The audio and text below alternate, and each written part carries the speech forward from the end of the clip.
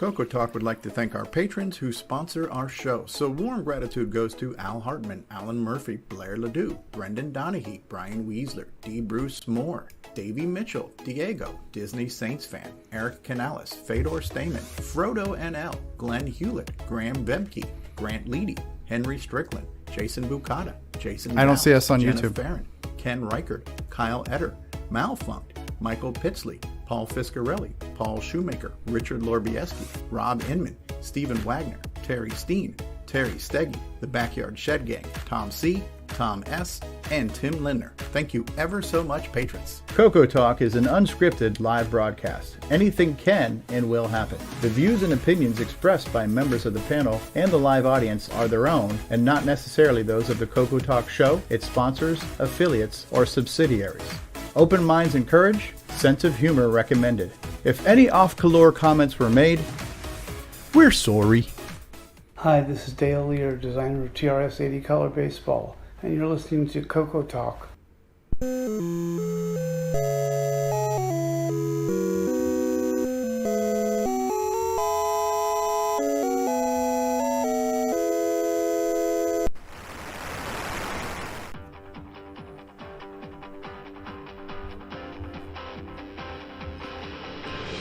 This is CoCoTALK, I don't. the world's leading live talk show featuring the Tandy Color Computer. It's time to drop your socks, grab your real-time clocks, and let's rock.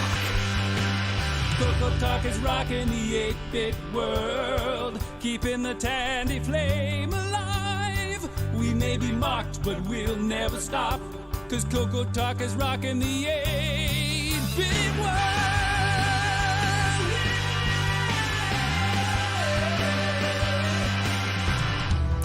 Good afternoon, everybody. Welcome to CoCoTALK episode 176. Let's talk Coco. Are you ready to talk about Coco? Because we are. CoCoTALK is rocking the 8-bit world, keeping the Tandy flame alive. We may be mocked, but we'll never stop, cause CoCoTALK is rocking the 8-bit world.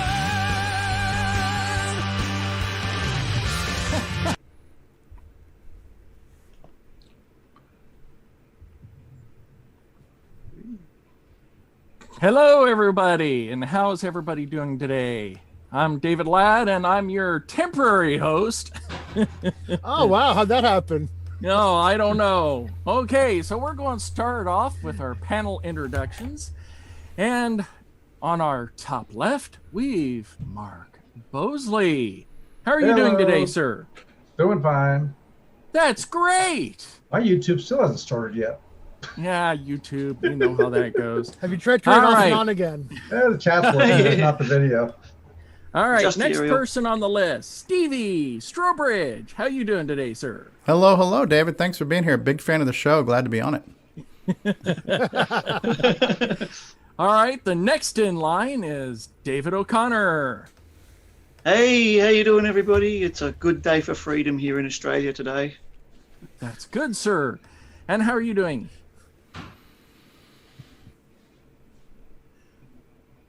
I was muted. Okay. I'm not muted. Unscripted, ladies and gentlemen. Yes, indeed. All right, next on the list is Ron Delvo.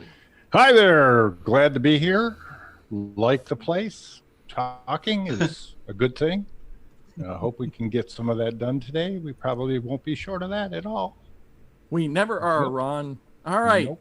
going down to the next row and working across the other direction, we're starting with Alan Murphy. Howdy, everyone. Hope you're doing all right. Well, so far here. And next on the list is Patrick Euland. How you doing, sir? Oh, pretty good. Howdy, folks. Howdy. Hello. Next on the list is Mark Overholzer. How you doing, sir? Hi there, all. I'm doing fine. Glad to see you there running things, Mr. Ladd. Thank you, sir. Now, next on the list is Terry Steggy. Hi, everybody. Welcome. How you doing, sir? Hello. Thank you. How are you doing, man? I'm doing fine.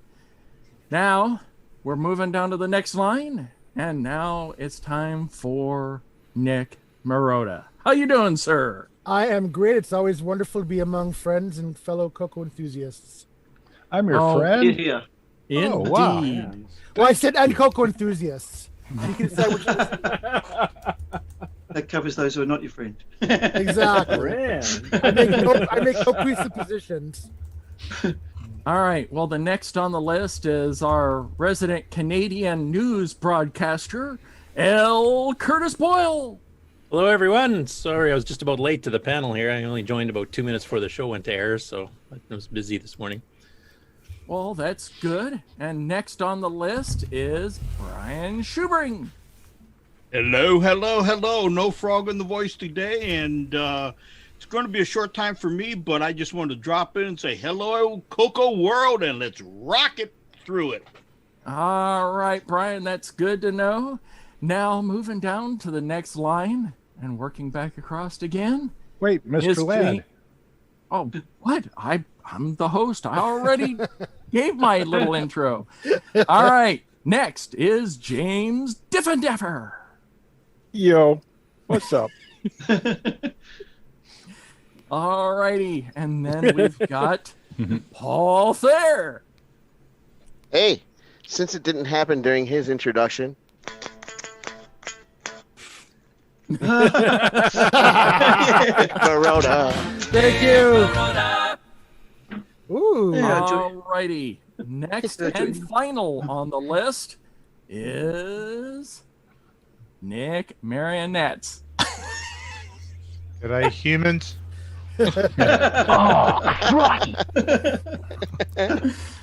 How you doing, Nick? I'm all right. That's good. All right. Well, that concludes the introductions for today. Where's the David Ladd enthusiasm? I've been waiting for that. Am I not enthusiastic enough for you, Nick? Yeah. Am I not enthusiastic enough for you, sir? Am I not enthused? Don't encourage him, Nick. All right. So we've got some announcements we're going to quickly cover here. So, Stevie, would you like to do the Glenside one?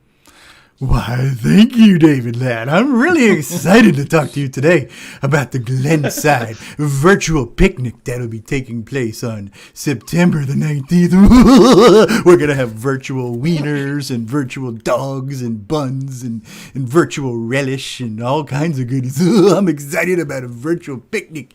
But that'll be next week, the week after next week. I'm not sure. But Stevie got possessed by David. Yes. So, entered the Twilight Zone. Yes. So I put out an announcement today on the Glenside Facebook page. And so as you know, the official CoCo Fest is postponed this year. There will not be an in-person CoCo Fest. And technically there was not an official Glenside virtual CoCo Fest. We did a virtual CoCo Fest, but it wasn't an official Glenside event. It was just CoCoTALK doing the best it could to do something on the day that should have been CoCo Fest. But there is going to be an official Glenside virtual event, which is every year in September. They typically have a picnic when they get together somewhere in the greater Chicago area, and they meet and they have a picnic. But this year, because of COVID, even in the Chicago area, I don't think they're going to be meeting in person, so we're all going to meet virtually.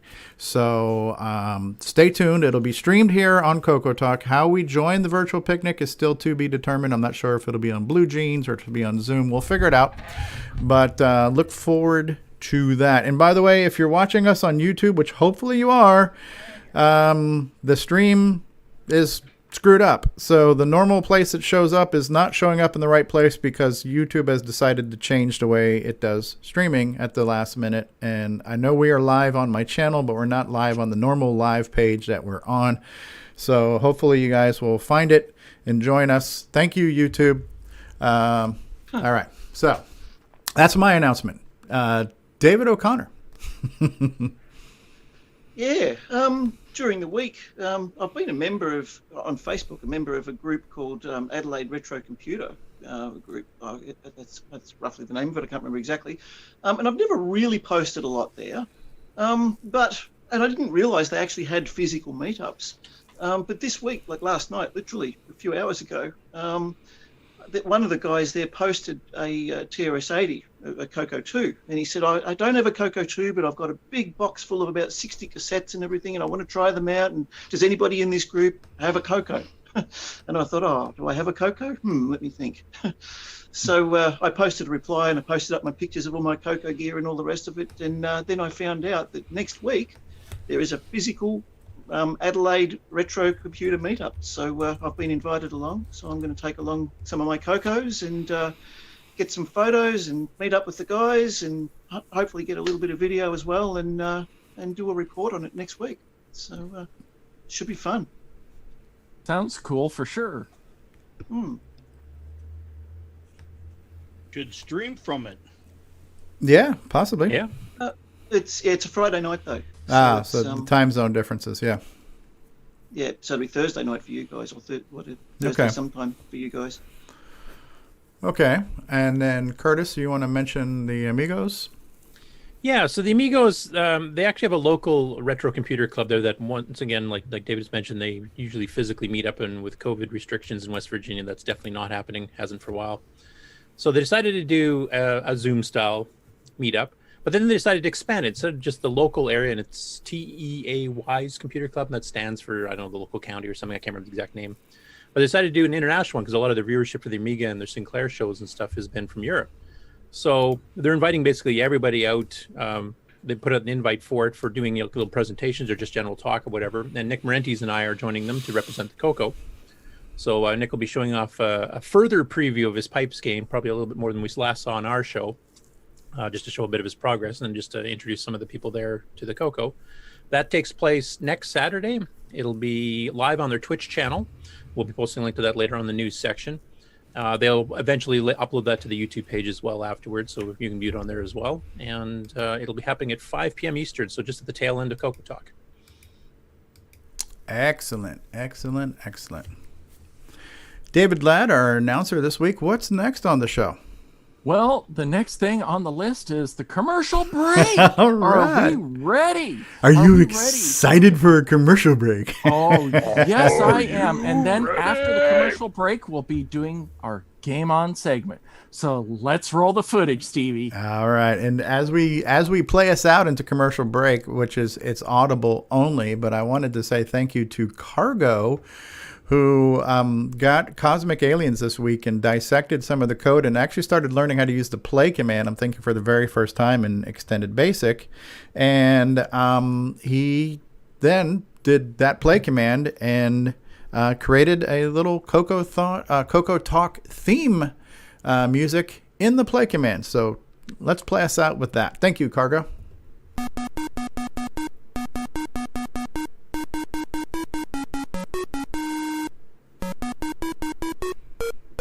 It's time for everyone's favorite segment, Who's New to Discord This Week? This week, we welcome Nine Finger Tom.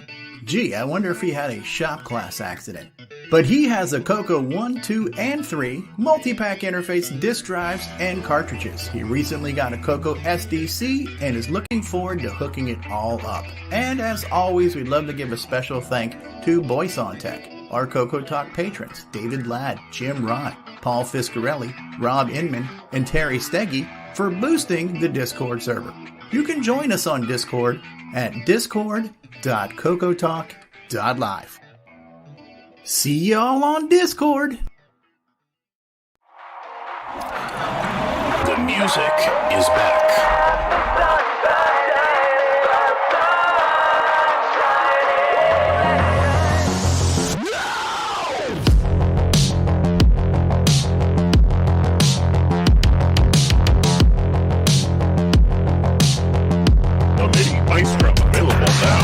Only from Retro Innovations.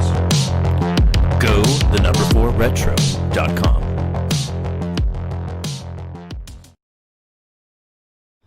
Flitcher, I don't need that report tomorrow. That's great, JT. I need it tonight. Oh, JT. Flitcher like saved over 300 clams, you dig, when she got her a Model 100 from Radio Shack, like a good little consumer. It's like a word processor, a phone directory, and dialer. You dig, man? It even like, can groove with your office computer. Flitcher? Flitcher. You'll go far, Flitcher. You'll go far. I love the backwards art. That's awesome. Oh my God! So if you're, oh my God, hold on. Now I have to close out whatever this thing is. Thank you, Facebook, for wanting to play an autoplay another video. Oh, so much to my surprise, that showed up on Facebook today, courtesy of Alison DeNu, which, by the way, she is doing a much better production value on her videos than this show is. So She's even revealing some secrets. You'll go far, Flitcher. You'll go far. That was really good. Oh my God, that was good. That was too good. We have a special announcer today, Sir David Ladd. David Ladd, what segment do we have coming up next now? We have the GameON segment. Are we ready, Nick? Are we ready? We are. All right. Okay, Stevie, let's roll that footage. CoCo Thoughts is going on hiatus.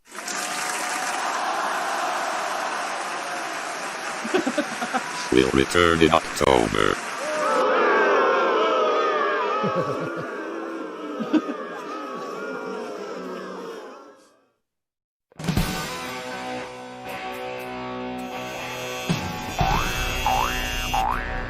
High Score Challenge with Nick Marotta.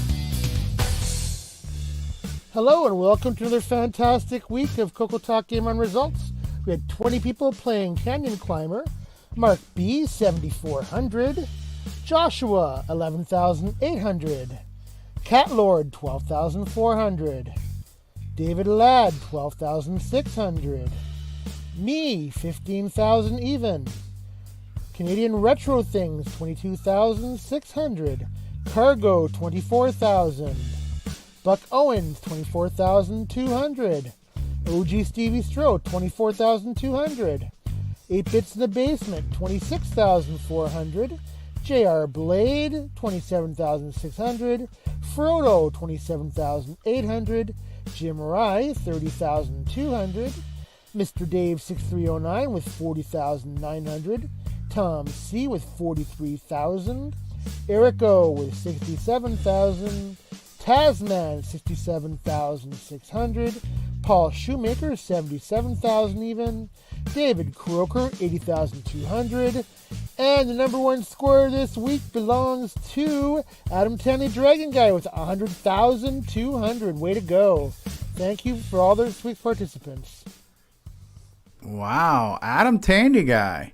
That's a heck of a score. Yeah, and I didn't come back for reactions after the CoCo Thoughts announcement, but I must say, I have gotten kind of spoiled by the quality entertainment that Samuel Gimes has been cranking out week after week. But listen, the man is only human. His name is not Ed Snyder. He's not a Cylon. So if he needs to recharge his batteries, that's certainly understandable. I've thoroughly enjoyed and appreciated all of the fine quality content Samuel Gimes has brought us each and every week.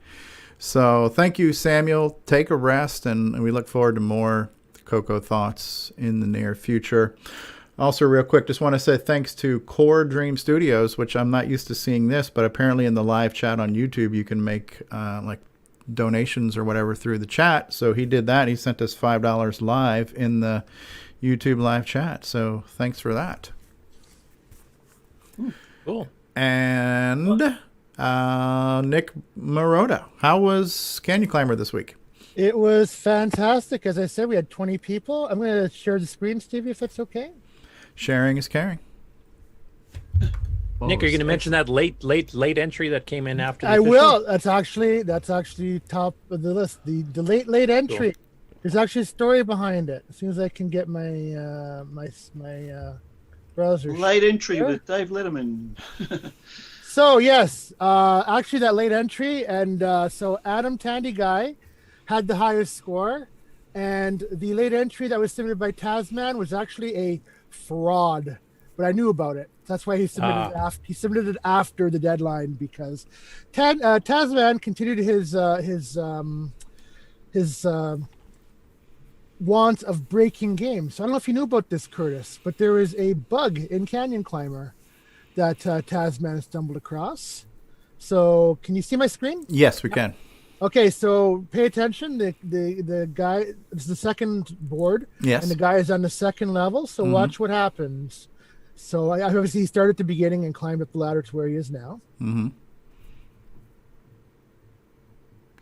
And look at that. They don't hit you. Oh. So if you climb back down, and the collision detection goes away. Oh, and you can just sit there and get points.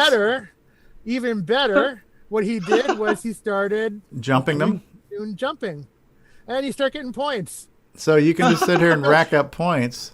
So he basically did that, and that's not really a fraud then. The score is a fraud. The 200,000 was a fraud score. He did that this way.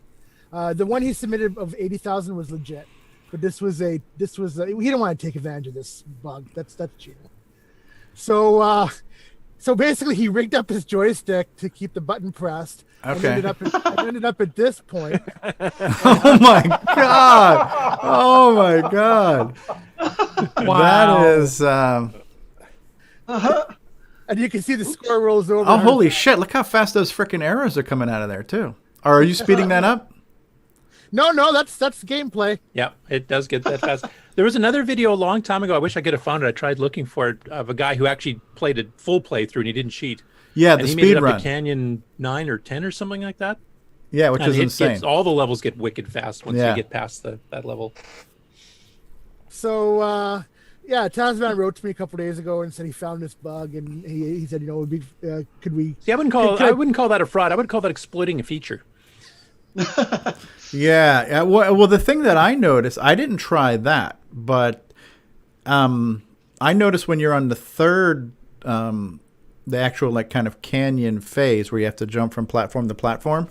Number one, you only get points when you jump to a platform that's a notch higher than when you are. So there's one where there's two platforms that are on the same level side by side. So when you jump to the second one, you don't get any points for jumping on the same vertical level. But if you try to go back and try to jump down one, you'll actually die. So you can't go backwards on that third screen. So for whatever that's worth. Look at this douchebag. Hopefully the sound's not coming through, but I'll mute it. No, the sound's not coming through. Yeah. So yeah, I thought that was Tasman continues with the Game Busters feature, which I think is funny.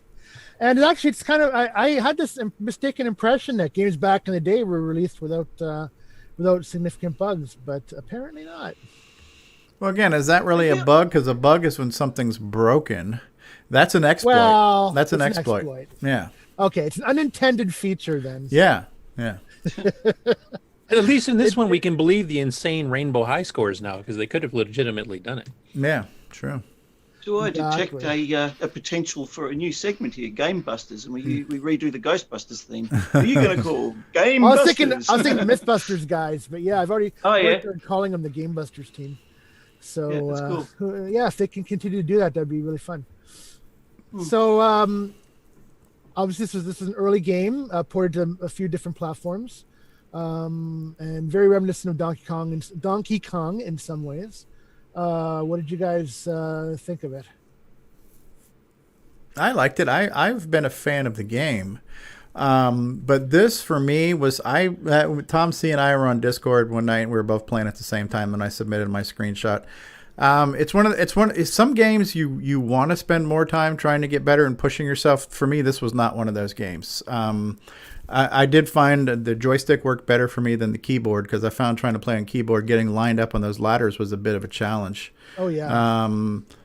It obviously gets faster as you play, But to me, this game was fun. It was fun when it was new, but in the library of CoCo games, I would summarize this game as being a 3-trick pony. It's got 3 screens, and once you've done those 3 screens, I'm not motivated to keep doing them to see how far I can go and how fast the game can be. It just doesn't grab me that way. So I played it for about an hour, did the best score I could, and said, "F it, I'm not going to kill myself this week on this one." So okay, fair enough. Yeah. I'd say it's not one of the top tier games. I'd say it's one of the better games though. But I mean, I wouldn't put it on the same level as some of the other ones. But I'd say it was definitely up there. It's definitely one of the better early CoCo 1 yeah, and 2 cartridges. It's a quality game. But when you look at something like Cashman with 40 screens, Cashman is a game where if you do bad, you want to say, "Oh gosh, I want to see if I can do a little bit better and get a little bit further." I mean, what's my motivation here? Oh, I want to see if I can make it to the 4th canyon where it's like 4 times faster and it's just going to F me that much quicker. I mean, this game doesn't really give me a lot of motivations or rewards to want to keep going at some point. But how does that differ from, say, Donkey Kong then? Like, did you say the same thing with Donkey Kong? Donkey Kong is, I don't know why. Donkey Kong was funner to play. Like I said, this is the same 3 screens over and over and over again, and it just gets faster. Donkey Kong, you got to clear certain screens to get to the next screen, so it's not like you can see the elevators all the time. You know what I mean? So it's like you have to work to get to the 2nd and 3rd elevator round and stuff like that, so. Yeah, and some of the patterns in Donkey Kong change too, like the barrels. You get the straight drop on the first rivet screen, then you get that semi-diagonal one, then you get the really diagonal one after that, so there's a little bit of difference to your strategy. Yeah. I don't disagree with you. I'm playing devil's advocate for. Yeah. I hear what you're saying. Just try to give you the best answer I could. Yeah, it's a good answer. Yeah, and I found this level really frustrating. Yeah, I'm not dissing the game. It's a well-made game. It's a fun game, but it's just a game where I feel once you've done it a few times, you've done it enough. I for this game wasn't a game I wasn't going to try to play all week. Right. Yeah, See, I didn't get 10 too. I was going to play it. The replay factor is not as good. Yeah. Well, it was an early game, 82, 16K, so that's definitely part of the. I do remember when it first. Challenge. I do remember when it first came out, though. That explosion when you discharged the dynamite dynamite on this first screen was amazing, amazeballs for me at the time. That was wow, and it still is. Cool. It's a cool effect. Now, and the thing that I find interesting too is that not too long ago on Facebook, somebody posted a video where there was the same version done for the Japanese FM7 or whatever it was. It's a computer that has the same VDG but a different CPU. The NEC. Right? NEC, was that what it was? Yeah. Okay, and correct. So and James Garon did that version for that one too, and I think the only difference was that one had a sound chip, and it didn't have artifacts, but he used the P Mode 3 Puyan palette, which still has like the orange and the blue and everything, and it didn't look terrible. The only thing that was different were the fonts weren't the high-res P Mode 4 fonts. They were a little bit more pixely fonts, or some of them were like double wide fonts too. But I liked seeing that kind of P Mode 3 alternate color set version of this game because the orange was orange. You know what I mean? So most of the screens look pretty similar. I think the Atari 400, 800 version, from what I remember, is pretty similar color-wise too. That one was a lot slower. That one had real browns because they had, the 8-bit palettes. But I think it was more of a brown background. But the Atari version, to me, seemed really slow. So would this be one of the earliest games that was like ported on multiple systems, including the CoCo? Or does it seem to me the CoCo didn't have a whole lot of games like that early on? It'd be one of the early ones, yeah. I don't know if don't think it's quite the earliest, but I didn't even know that Canyon Climber was on other systems. Yeah, no. Well, this was because Datasoft and a number of the Datasoft titles were written for multiple systems at the same time.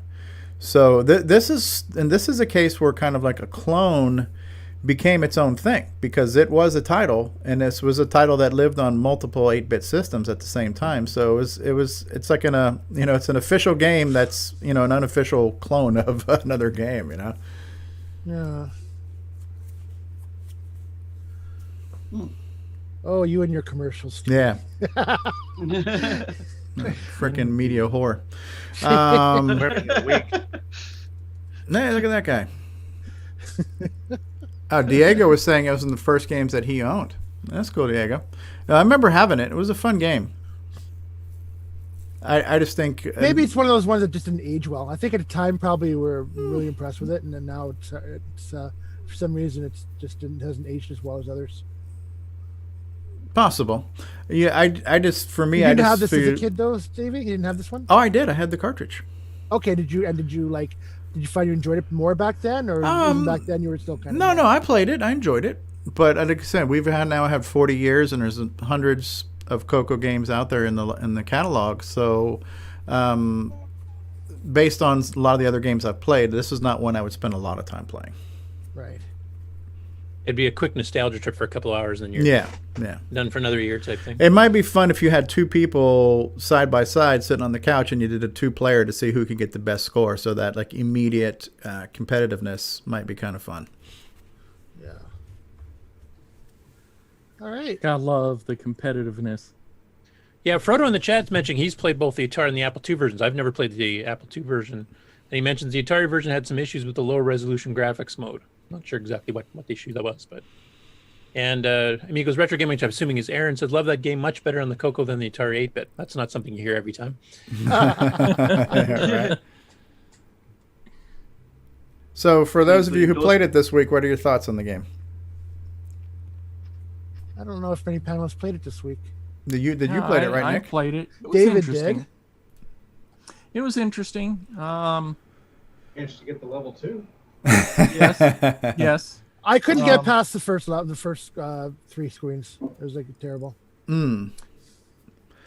Yeah, it definitely to me was Donkey Kong-ish, because my first games were of course on the Atari 2600, and I of course looped Donkey Kong many times back in the day, and this game definitely would be one of those that would be interesting to see how far you could take it legitimately without exploiting.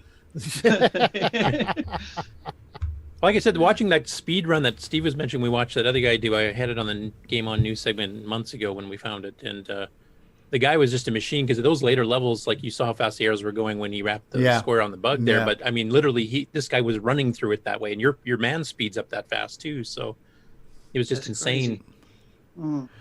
Yeah, I remember Steve Bjork talking about this, how he tried having a conversation with James Garan about it getting too fast, and James was like, no, I like it fast. I'm not changing it. So and obviously some players are skilled enough to do it. From Screw that the video, player, right? So. Okay, so what's the story there, Curtis? So Steve Bjork was involved with the game, even though he's not credited on it.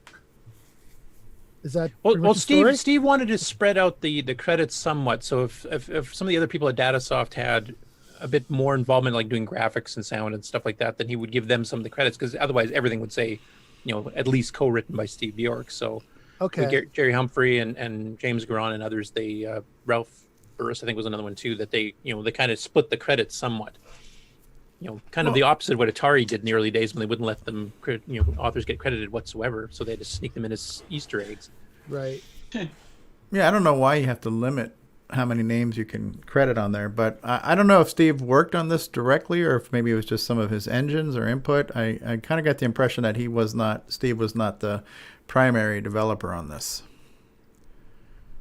Yeah, I can't remember what he said about that. I know he was involved somewhat. He might have helped with some of the programming or something. I don't know the exact details. And was it James Garan who also went ahead and did that Puyan? Puyan, yeah. Yeah. He's the one who really liked that pastel color set. Yeah. Yeah. The puke set. Yeah. I was trying Which to you be said polite worked with for this pastel. case, though.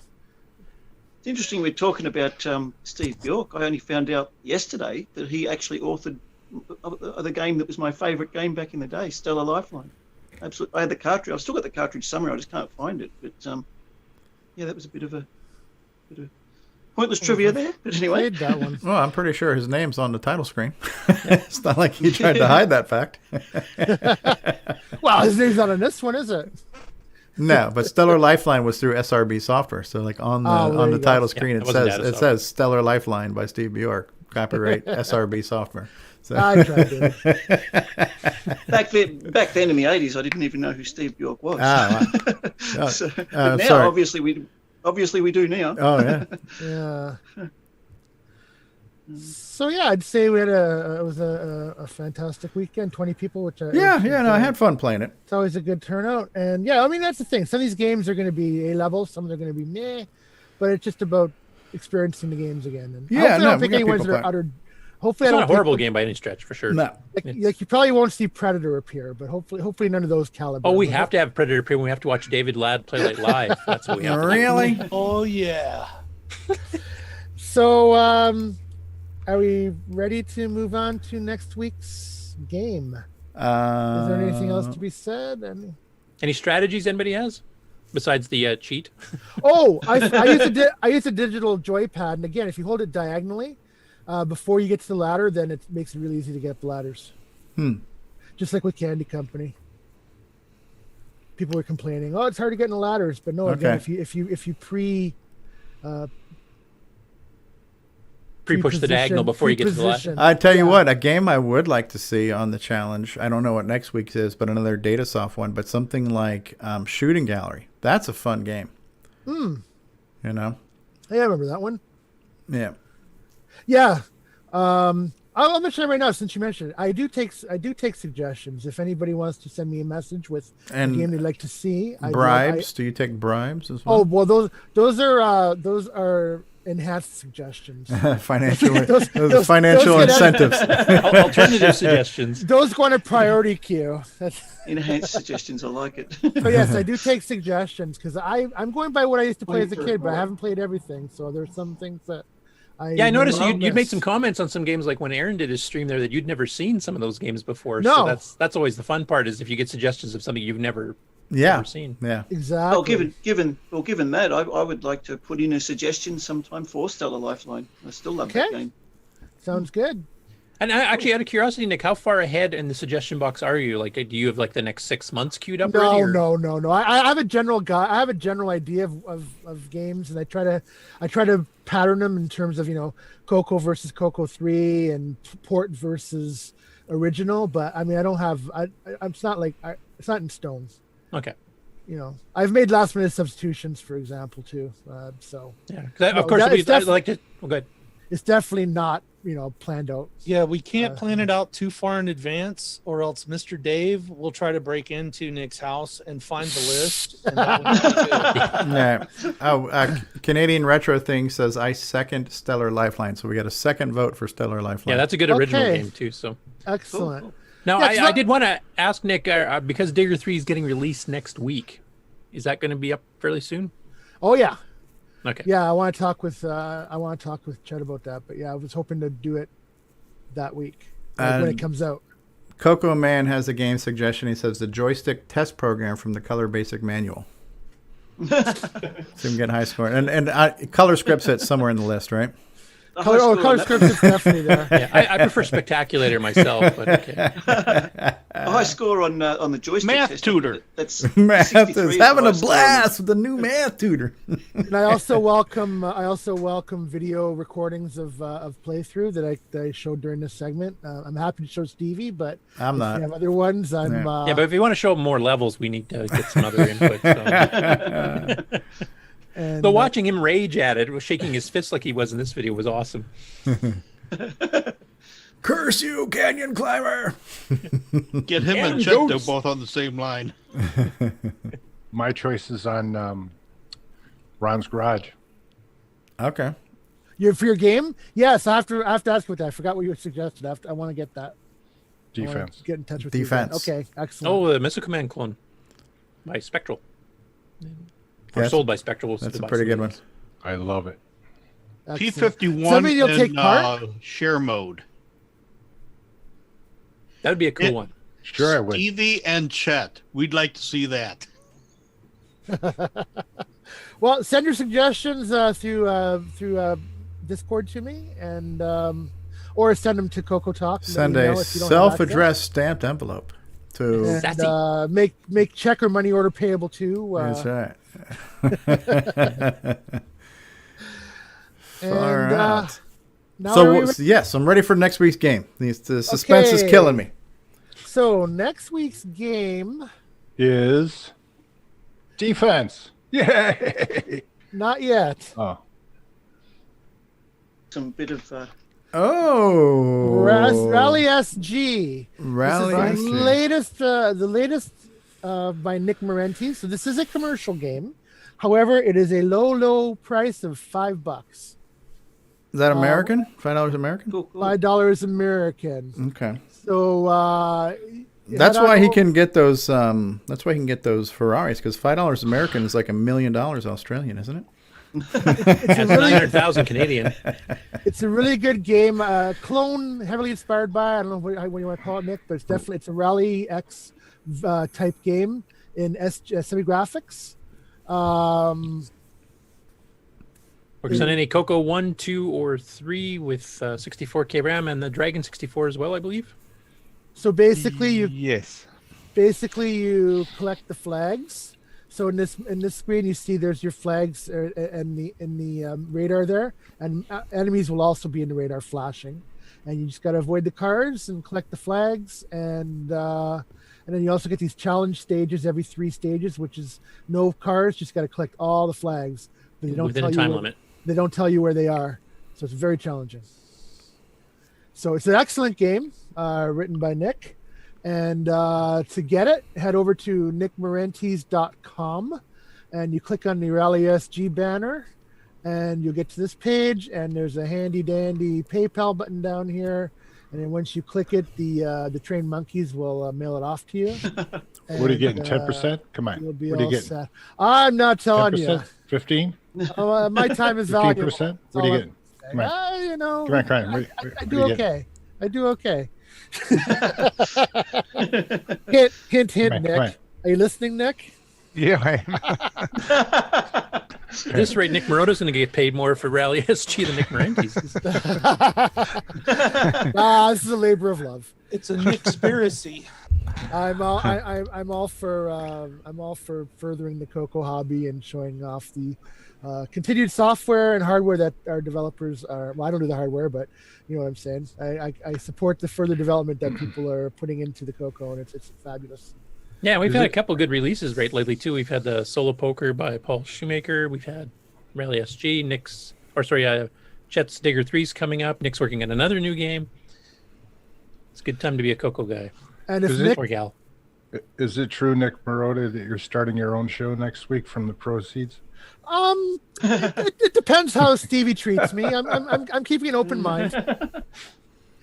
Let's just say I'm monitoring the situation.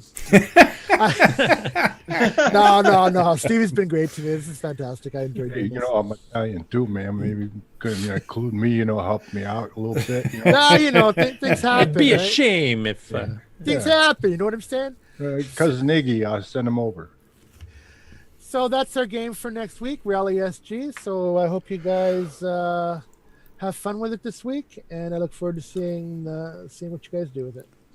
And no breaking it, Tasman. And this week maybe Buck Owens breaking it. So thanks a lot, guys. All right, David O'Connor, Yes. CoCo SG. CoCo He's on a roll again. Do we have GameON news to follow the GameON segment? We can. You want to go straight into it? Do you want a commercial break first? Or what do you want to do? We can commercial break. go. Commercial break. Okay, Ron Delvaux needs a potty break. All right, Which so we'll commercial do are that. Which commercial are we going to break? We are going to do shortwave. All right. We will return after these messages. CoCoTALK is brought to you in part by Placeblex Dietary Supplement. Placeblex. We think it works, so will you. It's a Radio Shack Merry Christmas. Oh, I remember that Christmas. Dad gave me my first shortwave radio from Radio Shack. What memories. This Christmas, we got our son's Color Computer 3 from Radio Shack.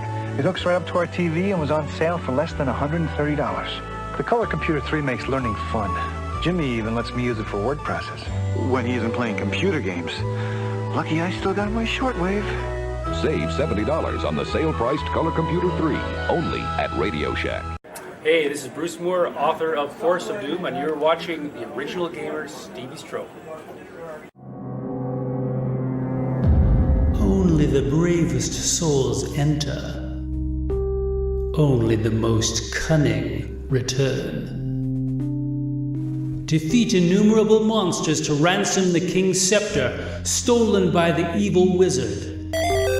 Your sword, shield, and wits are your only allies.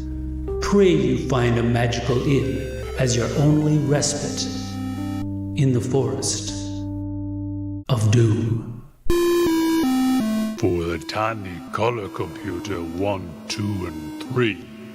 November 2017, if you dare.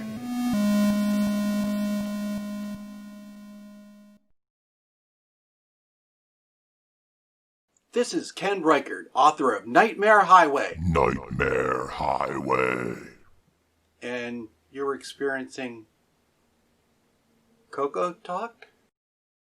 Just when you thought it was safe to go back to CoCo Fest. Nightmare Highway. Nightmare Highway. CoCo Fest Edition? Still low resolution, still digital to analog converted sound. More machine language. And basic. Nightmare Highway. Nightmare Highway. Now includes the power of Terry to clear the road ahead. Nightmare Highway. Nightmare Highway. Available as a DVD-ROM with all my past games as an alleged bonus, including my unreleased 4th Rainbow Adventure Contest entry. Unreleased for a reason. Nightmare Highway. Nightmare Highway. Get your physical or digital copy at cancanmakeit.com. Now you've really paid too much. Nick marionettes on electricity. Crikey! Electricity's a fad. The biggest market is with open flame. Brought to you by Nitrous 9, Ease of Use Edition. Hashtag OS9 Forever. Welcome back, everybody, and now to the GameON News with Curtis Boyle. Hello, everyone. Hello, everyone else. And if you guys are seeing that, I can proceed. Certainly am. Okay, so we got a twofer from Jim Gary today. One was actually released just literally this morning. So this first one is from earlier in the week, and this is a complete remake of his original MC10 port for the Scott Adams adventure game from 1978 called Adventureland. And he'd done an earlier version, and he had to cut down the text segments drastically from the original because, of course, he had to fit it into a 16K RAM expansion pack. So here he's done some different coding techniques, etc., to kind of shrink it down. So he's got the descriptions and stuff a bit larger. They're not quite the size of the original, but they're much closer than they used to be. It also now completely runs out of RAM because the original version had to keep loading supporting files from tape as you were going type thing. So this actually just plays generally smoother and faster. And also includes some corrections. He had some spelling mistakes and stuff like that, and some bug fixes as well, although he didn't explain exactly what the bugs were. But if you're familiar with the Scott Adams Adventures, which is some of the very first 8-bit commercial adventure games for all computers, started on the Model 1. And I think he was actually at Tandy Assembly as one of the speakers one year, wasn't he? If I remember correctly. Scott Adams himself. Yeah, the first Tandy Assembly. Yeah. Yeah. So they're if you're into the text adventure game genre, he's one of the the people in the top of the top tier, along with some of the other ones like the original Colossal Cave, etc. So pretty cool. He's done that updated port for the MC10. I just noticed Frodo's posting the news links. How did we manage to acquire that deal there? Thank you, Frodo. It wasn't me. I didn't arrange that. Okay. Is the Discord news suggestion or the news summaries that's public? Could be. Yeah. The news suggestions are, yes. So much thanks to Frodo. Thanks for picking up the ball there. Second Jim Gary game is Serious Adventure, which is originally by a guy named Mladen Bauk. I'm not sure if I'm pronouncing that right. And this was originally published in a 1983 issue of 80 Micro, which was the magazine by Wayne Green Publications that covered the Model 1, the 2, the 3, the 4, etc. Basically the Z80 based machines. So we ported this one over. So that's two text adventure games. So if you're into the text adventure game genre, you've got a twofer from Jim Gary this week, which is cool. This next one, I'll let somebody else kind of talk about this, but there was an official release of Cosmic Aliens after years of waiting, we finally got the game out. Go ahead, Crikey. Evie. Well, I believe the best term for this could be coined by Simon Jonasson to say this is shite on a spade. But yeah, my little pet project has finally been released into the world, and through some, let's just say, motivation or I don't know, public ridicule, whatever you want to call it, but a few people had posted some comments on the Discord channel basically reminding me, it's been here's a year's anniversary of no progress. So here's the second year's anniversary of no progress. And so I'm like, I wonder if somebody's trying to give me a clue here. And so I went back to the source code and I said, all right, I gotta just release this. And I had other plans for the game, and the game is a long-term project, but the version I've released, which is written in BASIC, was really just meant to be kind of a proof of concept. Like, can I recreate the core game elements of the original game? And if you're not familiar with the story, this is a game I wrote back in like '88. I wrote it in Quick Basic for MS-DOS, and it was circulated through bulletin board systems. And through just sheer irony, I actually found the exe file floating on the internet. So I found the game, and I'm like, this would be kind of cool to do a CoCo project. As long as I've been in the CoCo hobby, I've wanted a project to do, and I noticed there are lots of people who actually not only do things, but even complete those things and deliver those things. And so I'm like, okay, I want to do a project. And so this was really my first CoCo project, writing a piece of software, pretty much finishing it, and then releasing it into the world. And it's there. And to my surprise, number one, people have downloaded it. I think I've got like 40 or 50 downloads, and a handful of people have gotten a little bit excited about it. So Rob Inman is working on taking a version of this to work in RSB, which is the Chris Burke's, RS-DOS Basic in OS 9. So yep. I'm looking forward to seeing this working in OS 9. That'll be kind of cool. Another person is working on a version that hopefully will be able to be compiled with the, what is it called? The C Basic 3 compiler or whatever it is. So that'll be kind of interesting to see. And as we heard earlier from Cargo, I think is somewhat new to Discord, and I don't think he ever owned a CoCo before, but he got a copy of the game and he started messing around with the play command, and he actually changed a lot of the music. Like, I've got some Star Wars, some Close Encounters 2001 in there. He actually put some of the Last Starfighter music in there. So he was playing around with the play command and kind of changed some of the tracks, which I thought was kind of cool. That was unexpected. And then, of course, he also did that CoCoTALK theme for us. So the fact that a few people have grabbed it and then are doing something with it is kind of cool. It's very unexpected.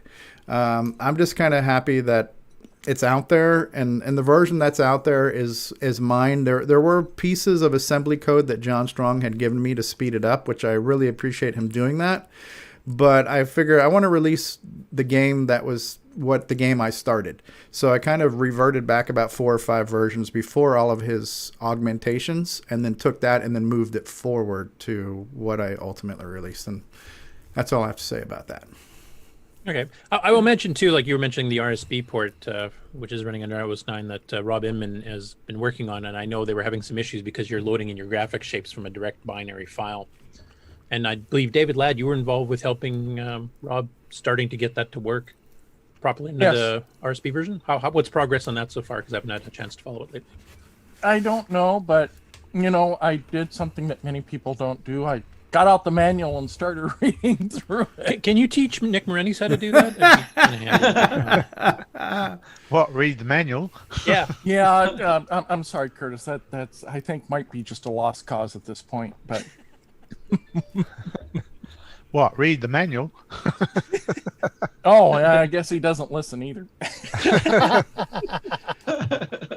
So you guys have made some progress, though? I think last I saw it sounded like the game itself is basically working, but it's just getting blocks of color or something for the shapes. I don't know what Rob's been up to because, he hasn't been online when I have been.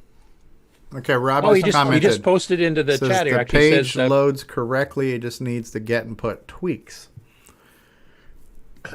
Yeah, because I think you load in a screen which has all the shapes of the aliens and the asteroids and saucers. Yeah, it loads it directly into where P mode 1 would be on a normal CoCo VDG space. So with RSB, it's somewhere else in memory, right? Because it's a so he just has to adjust where he's doing the load. Yeah, if you can get it to load into the right spot, nothing should need to change because it should be able to just to get and put from wherever it is. It's just kind of figuring that part out, I think. So. Yeah, oh, he's saying the get and put coordinates need changes. Maybe it's not exacted. Maybe it's not loading at the exact top of the page. I'm not sure. Yeah, the other issues too is if I remember correctly, like that's using level 1 graphics calls under Nitrous 9 on OS 9, and I believe, I hope I'm remembering this right because I haven't used level 1 graphics in a while. I think you only have P mode 3 and 4, and I think you did your game in P mode 1, correct? P mode 1, yes. So he'll have to adjust the graphics to fit the P mode 3, P mode 4. Okay, not sure. But anyway, it's interesting that that's happening, and you're still planning on finishing your other bomb. Yeah, I'm gonna be hooking up the CoCo VGA today and finishing Kabam, and then my next project, which has been another project I've been delaying forever, is to learn assembly, and so I want to start doing that Don and Kurt Inman book and just following that. And I'm going to follow the whole thing and do it all, and then hopefully release another version of Cosmic Aliens in assembly language, as I learn it. Cool. Now, are you planning on making that a video series like you did in the basic books? I am, and I'm going to do it a little bit different because when I did the basic books, I didn't have a complete game plan, and I was just recording chapter after chapter. What I'm going to do with this one is I'm actually going to go through the whole book before I record anything and do everything and make sure it all works, because there were times like in the middle of my video I'm like thinking out loud like, oh, why is this not working, or why is this, so I just want it to be a little bit more polished. And so I'm actually going to go through the whole book. I'm going to do all the lessons in the Notepad++ environment, run through everything, make sure it all works, save them all out as virtual disks, and then go back and record a series of videos that kind of distill each chapter. That's kind of the plan. Okay, so we'll eliminate watching you do all the typing mistakes. Yeah, nothing's going to get typed. It's just going to be, here's the source code, here's what it's supposed to do, let's talk about that, now let's look at it. Okay, cool. So that's actually a good idea. That's the idea, yeah. What about trying to use one of the compilers, learning to use, say, C Basic?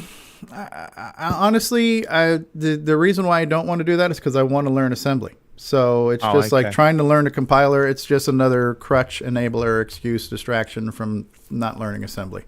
So, yeah. And from what I've been reading from people that have been trying the compiler, including Bruce Moore and others, there are a lot of tweaks you have to do to get any of them to work properly. Yeah, that's kind of what Dave SL has been talking about right now. And that's the whole thing. So now it's just learning how to write my code to work in the compiler when I really should be learning assembly. So not that I don't think that's a terrible idea, but that's not. Learning to use a compiler was never on my bucket list, but assembly is, So, and I've been thinking about, I know I've mentioned this before, like my next project after, as far as my next thing I want to develop after Kabam, Cosmic Aliens will be an ongoing thing. I want to keep doing more and more versions of that, but I want to work on an adventure/RPG game. And it's been something that's been in my mind for a while. And some of the inspiration there, Curtis, was when you showed a lot of those games on the Dragon that were kind of like text adventures, but they had some augmentations to them, a little bit more on the screen, or just, a new twist on the old trick type thing. They had quite a few of those, actually. Yeah, so I want to do something like that. And, where at its core, it's going to be your semi-traditional text adventure, but I want to have a streamlined user interface and have some RPG elements and stats and stuff on the screen that are always there. So that's something I want to work on.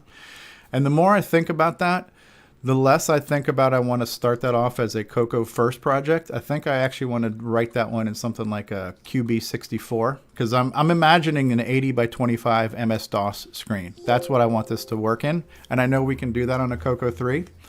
But I think I want to write a kind of MS-DOS-ish version first, finish it, and then backport it to the CoCo. Like you did with Cosmic Aliens, actually. Yeah.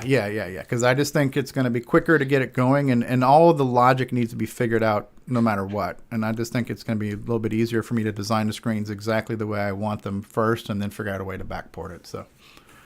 How about something for the ladies? You could have cosmetic aliens. Cosmetic aliens. Yeah, shoot the lipstick. By the way, is anybody watching the Netflix series the 8-bit. What's that new thing that's on Netflix right now?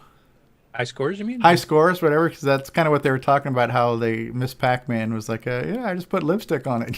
So it's like, yeah. And a bow. Lipstick and a bow, yeah, so we could do that. Put lipstick and a bow on the spaceship, so. Actually, a really good series. Actually, one thing I haven't mentioned on the air, but I mean, everybody in the Discord knows about it on both Discords, actually, is I've found an old history of video game video podcast that was done back in 2007 by On Networks, stored away on one of my external drives here. Hasn't seen the light of day since 2007. The company that made it, On Networks, is long, long gone, so it's disappeared off the web. So I put all 10 episodes up on my site, and I posted links to it in both the CoCo Discord and the Amigos Discord. So if any of you want that history, which covers a bit of the arcade, mostly the home market, up until the release of the Wii around that era. So it covers, the original ColecoVision, Atari, and the wars between Atari and Nintendo and Sega and stuff like that. So it's a pretty interesting. They're nice, short little episodes. I mean, back in 2007, it was shot in high def 720p, and it was like a quarter of a gig download for each episode, which in 2007 was a big, major concern for a lot of people, with bandwidth caps and also speeds back then being a lot lower than they are now for downloads. Now you can just download them quick, but they're about 8-minute episodes each. So yeah, with the 10 episodes, it's 80 minutes of content. I like the Netflix series. It's very well produced. It's informative, and for if you've been following retro stuff, as Frodo's saying, it's not necessarily any earth-shattering revelations in there, but it's just kind of seeing it picked up by a big network and seeing some modern audiences seeing this. So it's always good for retro systems to get an exposure. I think Grant had asked a question, how much is the game? The game is free. Now, I've actually decided to release the game through itch.io, which is something that Rob Inman recommended and recommended to Rick Adams to do for Temple of Rom.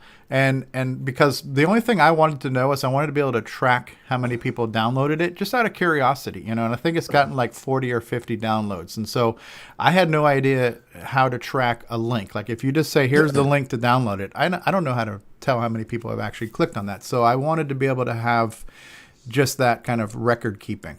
But it also has the ability for people to make a payment if they want to, but it's basically free. And I think I'll be using that for any future project, just to release it through itch.io for tracking purposes. And they have a donation page there too, and I think you've actually received some donations too, haven't you? Yeah, I have. Actually, some people have paid for it, which was another surprise. Thank you. Thank you, and I'm sorry. It's kind of like the Nightmare Howie thing all over again. Yeah, right. So, apology up front.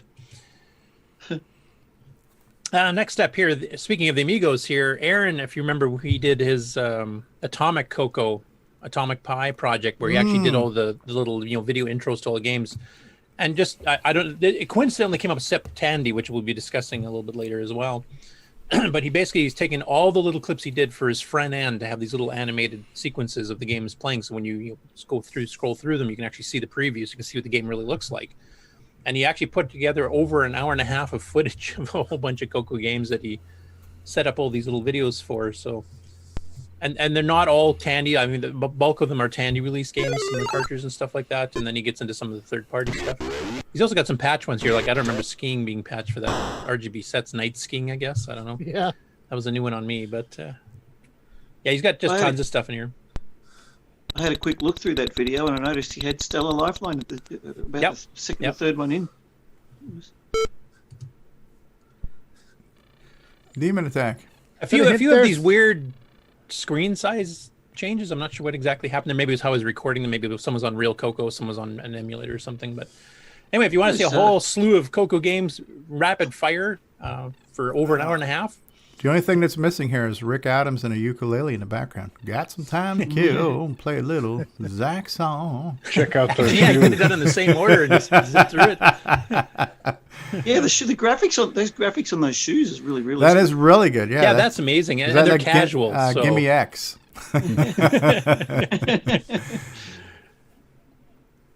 And speaking of live streams here, we've had Simon on the show, not on the show itself, but we've had his videos on the show before. So he's a guy in the UK, and he's got a Dragon 32. And And he's been doing these live streams on his Twitch channel, which he then uploads hey, to Curtis, YouTube. can I just interrupt real quick? Yeah, Too go late. Speaking of Dragon, so on the disk image that you can download for Cosmic Aliens, Karen, who has written the XROAR emulator, I kind of asked him literally at the last minute, it's like, hey, any chance if I gave you this source code, could you maybe make a Dragon disk for me? And in about 14.2 seconds later, he sends me back a kind of a hybrid disk image, I guess what David called the schizo disk. But it's a disk image that if you boot it on a Dragon, it's Dragon formatted. If you boot it on a CoCo, it's CoCo formatted. So Cosmic Aliens that is released does run on the Dragon 32, and I tested it in XROAR. So I wanted to say thank you to Karen for doing that. Oh, that's cool. I didn't realize he'd done that. Yeah. And that's kind of like the schizoid that David did for Nitrous 9 and RS-DOS too. Yeah. That you know, both in the same.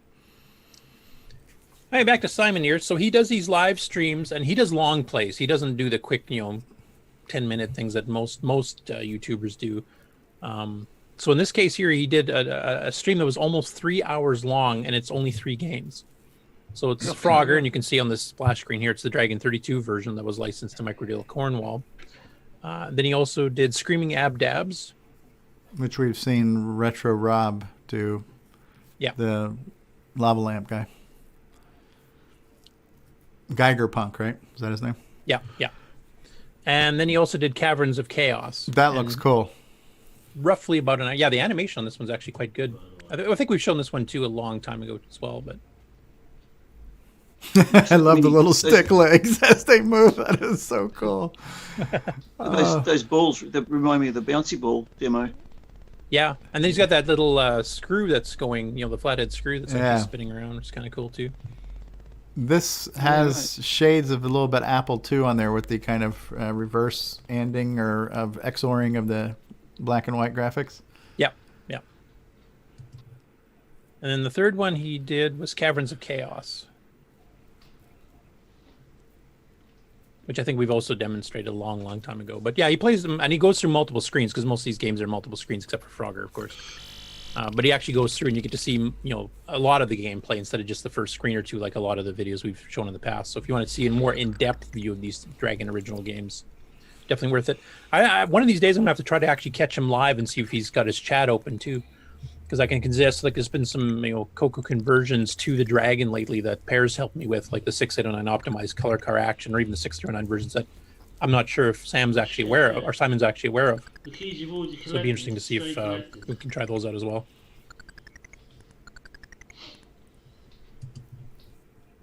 I like games like, oh, dude. Hey, Bert. This is a YouTube channel I've never seen before. It's called Cloudy Eggs.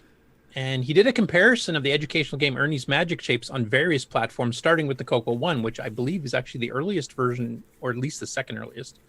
He also did reviews and video footage of the Atari 8-bit, the Apple II, DOS's CGA, the NES, which I didn't realize even had the game, and the VTech laptop, which, if Aaron's still in the chat, I'm sure he remembers the VTech episode of ARG Presents. Apparently there was a C64 version too, but all he could get was the initial loading screen, and then it crashed. So the version that he had didn't work. So for any of those who've not seen Ernie Magic Shapes, it's a a young person's game. Obviously, it's to match like a triangle, rectangle, parallelogram, etc. Hey, with some nice little animations and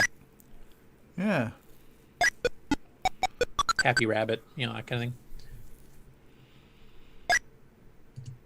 So this here is the Atari 8-bit version, which looks very similar. It does. Color palettes are a little bit different. Yeah. Here's the Apple II version, which has better looking graphics, but much slower. So it's kind of a hit or miss. Like the rabbit, once you see it, is quite more detailed than the other versions. That triangle's tiny too in that one. So we can find the rabbit here. Hey, Rocky, watch me pull a rabbit out of my hat. That's the first thing I thought of when I saw that. Again. Oh, look at that.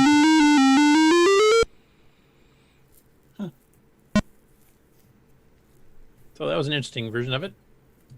Does he have a video of the Vita? Oh, that looks very Coco-ish, but this is more like PC than higher resolution. Yeah, this is the DOS CJ. Okay, yeah, but the colors. In fact, the color palette is the color computer's alternate palette they didn't use. Yeah, the green, yellow, the red's a little bit lighter, I guess, but the blue. That's basically the set color set 0. The CoCo version chose color set 1 for some reason with the pastels. I'm not sure why. I think probably because the Ernie colors are a little bit closer to what the original show is. Mm. And here's the NES version, which of course is hyped up with sound and animation.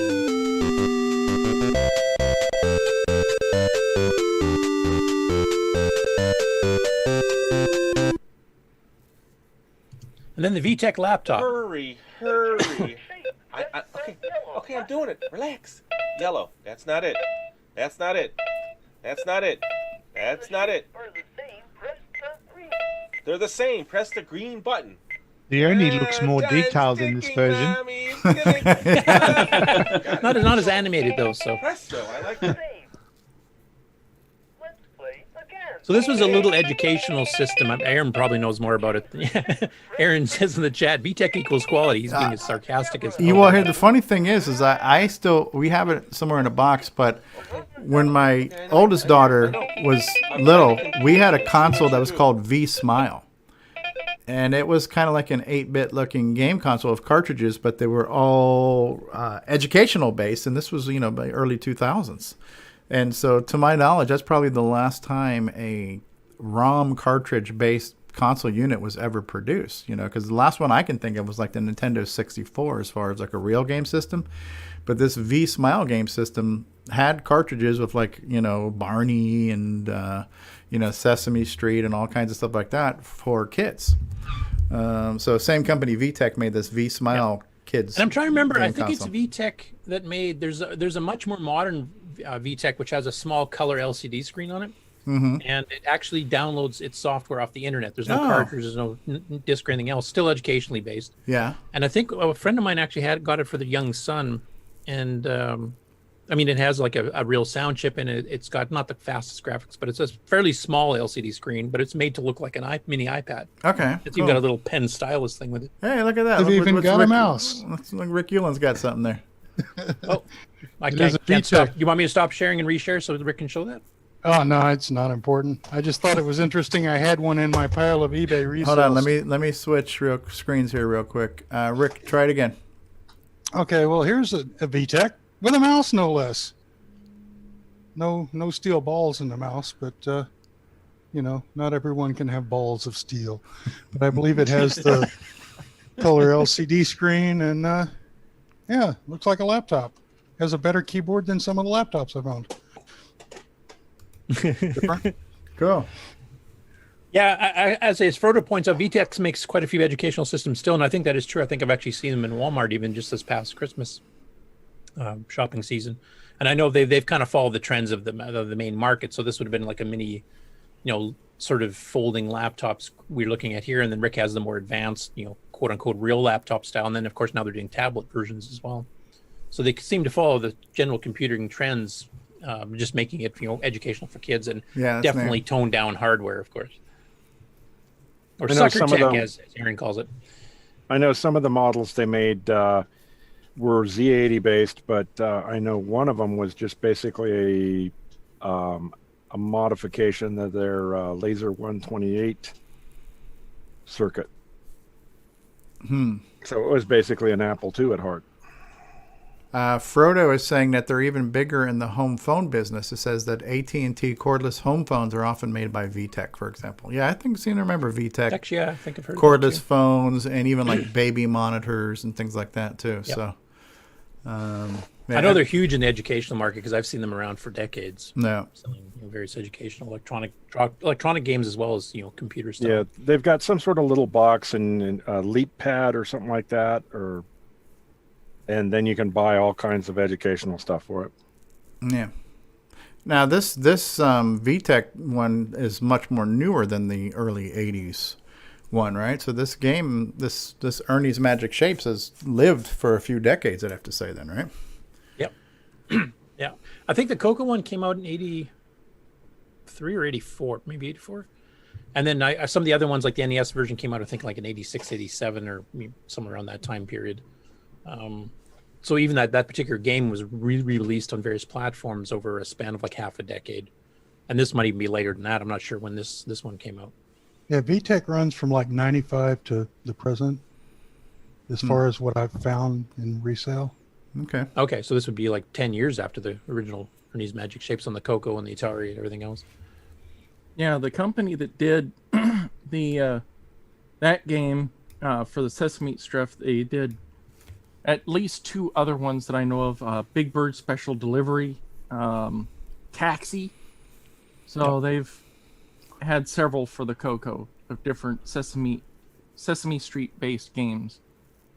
Yeah, that was the Children's Computer Workshop, right? So instead of being the Children's Television Workshop, right? So Aaron's mentioned, because they actually did an ARG Presents special on the Socrates, which is an early VTech, and he said that was out in 1988. So they've actually been around for quite a few decades now. Cool. And Rob Inman mentions one of the Brit YouTubers just did a whole VTech overview and then gives a link to it. So I haven't seen that one yet, so that'll be interesting to see. This next one, I don't know if you guys are familiar with SepTandy. I think we've mentioned it before, but basically it's a whole bunch of different YouTubers kind of gathering around the theme of talking about Tandy computers. Now, this includes the CoCo, it includes the Tandy 1000 series, it includes the original Model 123s, and there's been quite a bit of CoCo content out already. In fact, I'll be covering several of those in the news here, but this is one that's more game related, so I stuck it here. So this is an interview that Dave did with Ken Williams of Roberta and Ken Williams fame, the husband-wife team that formed Sierra Online. And, started off with, what was their first game? It was on the Apple II. It was a basic Mystery House or something like that. I can't remember. Yeah. And then they went on to do the entire, AGI-based stuff, which is like the King's Quest, the Leisure Suit Larry's. I mean, some of them they wrote themselves, some of them other programmers, but they all sold them under Sierra. So this interview goes on for about 3/4 of an hour, and they go through some of the history. And it being SepTandy, they're concentrating a bit more on the Tandy side. They explain how Tandy basically rescued Sierra, because Sierra had gotten a contract with IBM to make a game to show off the IBM PC Junior, which has the same 3-voice sound chip and the same 16-color graphics mode the Tandy 1000 ended up having. But of course, it was a flop because it was overpriced, and they had a really crappy IR keyboard with kind of a chiclet style that was even worse than the CoCo's was. And they were actually in a bit of financial straits at that point, because the older games they had stopped selling, and the newer one, the PC Junior, bombed. But they got really lucky, because at the time, IBM was under antitrust investigation, and there was talk about breaking them up. And they were trying to avoid getting nailed for antitrust stuff all the time. And this happened with Microsoft too, with the DOS thing, because basically IBM on their contracts, both with Microsoft and with Sierra, basically said, we encourage you to make ports to other computers to prove that we're not trying to be a monopoly. And this gave them the ability that when the PC Junior bombed, and that could have taken the whole company down, that instead they just managed to transition it straight to the Tandy 1000, and it was available pretty well immediately when the Tandy 1000 was released. And that's where it took off, because the Tandy 1000 took off because it was cheaper, had a real keyboard. Basically it was just a generally better machine, and then the King's Quest series just started selling like gangbusters on it, and that actually relaunched the company for decades to come type thing. So they were saved by Tandy, which is not something you hear every day. But it's a really, really good interview. The CoCo is mentioned. I've got the clip right here at this point. I can actually play about a minute of it if you want to hear about it. But basically, it's just going through the fact that they were talking about backporting these. Like they have the general AGI interpreter, which is an interpretive language they wrote themselves to design adventure games, the graphics, how they all interlink. And they were talking about the fact that like the CoCo, when they did the port there, they had to redo it in assembly language instead of the plain interpreter language, because we didn't have the horsepower to be able to do like background music and some of the graphic stuff, because we're also only running 1.78 megahertz. And the Stevie, you can probably correct me, but didn't the Tandy 1000 start at least at 4.77? Yeah. And I think late, fairly shortly, they were running at 7 or 8 megahertz, I think, with the -2s, if I remember correctly. So I'll play a little bit of a clip. It's a really good interview. Ken Williams actually has a book coming out on some of the history of some of this stuff too. There's been a couple history books written on Sierra. I think Roberta, his wife, actually written one too, more on the design of the games, because that was more her role. And Ken was a programmer. I mean, he was working on compilers before he started working on games in the late 70s. So I'll just play a little short clip of this as part of the SepTandy thing, but definitely worth. That's a good interview. Right, it's a bytecode for all these Is that different loud enough? platforms that you supported, right? I noticed aside from the Tandy 1000, you had several titles for the CoCo, for the Tandy Color Computer. Now, I don't remember if those came before or after King's Quest, but I know that you ported several titles, and you ported, I believe, some of the Japanese games over too, and I remember reading that some of those machines had limitations. Like I think Leisure Suit Larry, when you had to move, the music would stop playing because the machine can't handle all that. Right. Right. So yeah, definitely true. Yeah, on some of those machines we had to recode in assembler because they were gutless machines. I mean, in some ways, our compiler helped because we compiled to what we used to call P code because Pascal at the time was a C-like language that worked kind of the same way, and it would compile to P code and have an interpreter, and it was part of where I got the idea from. But the problem with an interpretive language is it's a pig. It tends to be a little bit slower. It'll be real condensed and offer platform independence and processor independence, but it also comes with being slow. Yeah, and for some of those machines, we had to recode an assembler. And that was the only option. Same. I mean, he calls it gutless, which is a bit of a gut punch. But on the other hand, at that time, that's actually true. I mean, we didn't have a real sound card because Tandy had canceled the Deluxe, which actually would have had a built-in sound chip. And, you know, he didn't speak any untruths there. And they did get it working, and it runs pretty good. And, I mean, part of the Nitrous 9 Ease of Use project is we're going to try to recode the recode the AGI interpreter in the CoCo to be 6 through 9, and maybe see if I can optimize the 6 through 9 while I'm at it. But we're going to try to speed it up a bit and maybe even start supporting some of those sound cards in the future once I figure out formats, etc. That would be Since interesting. we have quite a few now. Yeah. I see, again, there's a lot of things that the CoCo 3 did that I wasn't aware of at the time for myself because I kind of moved to the Tandy 1000, and for me this was one of the reasons. The primary reason was, you know, when I went to college and I was trying to learn how to do stuff, you know, it was all on IBM PC based stuff, so I needed a quote unquote PC. But to be honest, obviously to be able to play some awesome games was another motivation for me to want to get that. In fact, I worked at Radio Shack and all that kind of stuff helped. But yeah, to me, this software sold the hardware. And to have those Sierra demos in the store, the fact that Tandy 1000 had 16 colors, where most PCs at the time, IBM PC compatibles, were running on 4 color graphics, right? The original CGA, color graphics adapter, only had 4 colors, single voice music, 1-bit sound. So the PC, the original PC, was not the best for games. Where the Tandy 1000, I kind of look at it as the first quote-unquote gaming PC, right? Because it had better colors, better graphics, and music. It had things that a standard PC didn't have. And it was a huge motivation for me to be able to play these games on my Tandy 1000 because it was just a cool experience. The colors, the graphics, the animation, the music, it was the whole package, you know? So that's very cool that this interview was able to be had. I definitely want to hear it. So yeah, and his book sounds really interesting too, yeah, which is actually coming out this month, I believe. And on the plus side for the CoCo, while officially there was only a handful of these games that were released through Tandy and Sierra. Well, two of the official, you know, the CoCo 3 style graphics ones, and then they did some of the earlier Mickey's Space Adventure and as far as the but because that interpreter is there and you can run anything through that interpreter, there are dozens of Sierra games and fan created games that are running on the CoCo 3.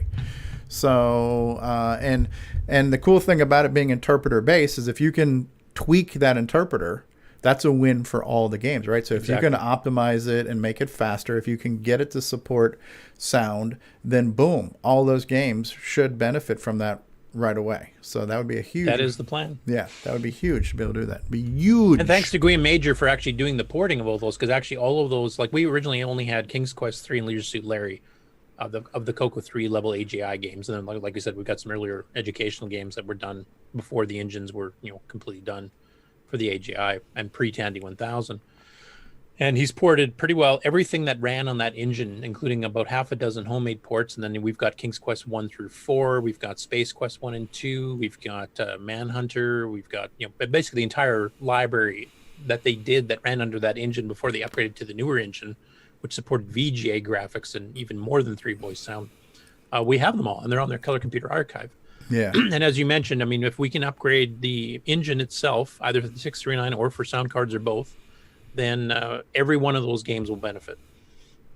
So that is in the plans. I can't give you release dates or anything. No. And yeah, what I loved about this too was this was neat because that whole idea, which was brilliant when you think about it, that we're going to write the game interpreter. All they have to do is kind of like what Zork, right, with the Z engine. Infocom, and Scott right? Adams that we mentioned earlier, he did that 2.8 as well. So these games lived on a variety of systems, and I remember seeing Space Quest on my friend's Amiga at the time and saying, "Oh, isn't this so cool that you have it too?" And actually, because they had better colors, the color palettes was a little bit better. And I remember hearing the Leisure Suit Larry on the Apple II GS, and it was like 11 voices of music, and it blew me away because I remember hearing the 3-voice version on the Tandy 1000, and there were like instruments on top of instruments on top of instruments playing on that thing, and I was like, holy crap. They're also mentioning, Rob is mentioning Thexter and Sylpheed.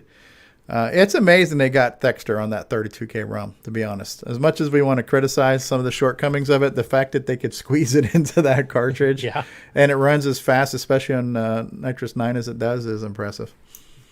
Yeah, actually it runs faster than Nitrous. If you like, I have it defaulting to the regular game speed, but that's the middle range of the speed settings you can do, so you can actually change that. But yeah, no, they did a lot of good work, and I mean they covered the education market, they covered the adventure market, they covered the arcade market.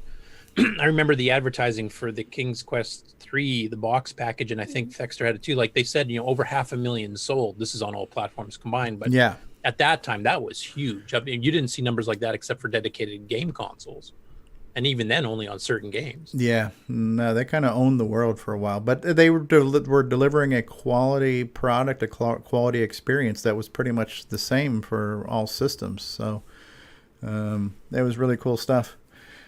A lot of the Roberta and Ken stuff, like King's Quest, very story driven, very character driven, very fairy tale driven. But then you got into something like Space Quest, which was different creators. So that was like Mark Crow was one of the creators there. Yeah, the humor team. The humor team. So those got to be a little bit more humorous. And then you had like the Al Lowe with the Leisure Suit Larry, which was humorous and a little bit swanky. But it was neat that they could kind of appeal to a variety of audiences. Do you remember in Leisure Suit Larry, you had to answer questions to verify how old you were? You know what I mean? And we think about it now, those questions are so out of date. I would have a hard time remembering how to answer them. But the funny thing is, it's easier for kids now. They can load up Leisure Suit Larry and they just Google the answers. Google and it, bang, you're in. So. And then even that same AGI engine did some games that were quite different, like Manhunter. Like it's a very serious game compared to, say, a Leisure Suit Larry or a Space Quest, but it's not as much of the walking around thing. There's a lot of more different types of gameplay, but using that same engine. Like you have the one part where you have to spread your hand out your fingers, and you have to take the knife and just jam it through your fingers. Oh, I love the mini games they had in there too. And Police Quest was another great series too. Yeah, and that was actually written by a police officer that had been on the force for 20, 30 years. So they were good games. And that's it for the gaming news. So I will stop the sharing for now. And I do have some regular news if you want to get into those, or if you want a commercial break, or if you want to do something else. Yeah, I guess we could do a commercial break, and then we'll come back with the news. Does that sound good to you, David Ladd? Why, yes, it does, Stevie. We can move on when you are ready. All right. Well, we're going to take a commercial break, and then what will we be back with after the break, David Ladd? Oh, I don't know. I guess we'll just be... News with Curtis Boyle. Yes. He missed catching the softball. All right. We'll be back after these words. CoCoTALK will return after these messages. CoCo2, c'est le coq champignon, des micros et donne le pion. Pour le jeu, il est pas batable, les études, c'est pas disable. L'expansion, il envoie ça, les commandes, tu vas voir ça. Notre CoCo est programmable, pour tes cours, c'est bien serviable. CoCo2 de Radio Shack, ton affaire est dans le sac. Un ordinateur couleur qui a de la personnalité. Le CoCo2 de Radio Shack. On solde pour Noël à partir de 149,95. CoCo2 de Radio Shack, ton affaire est dans le sac, c'est toi et And now, CoCo Thoughts by Samuel Gimes.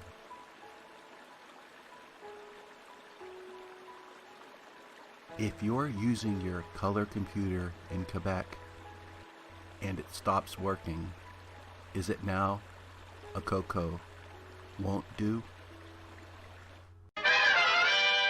Hi, Ron Delvaux, Timberman, CoCo Fest, CoCoTALK.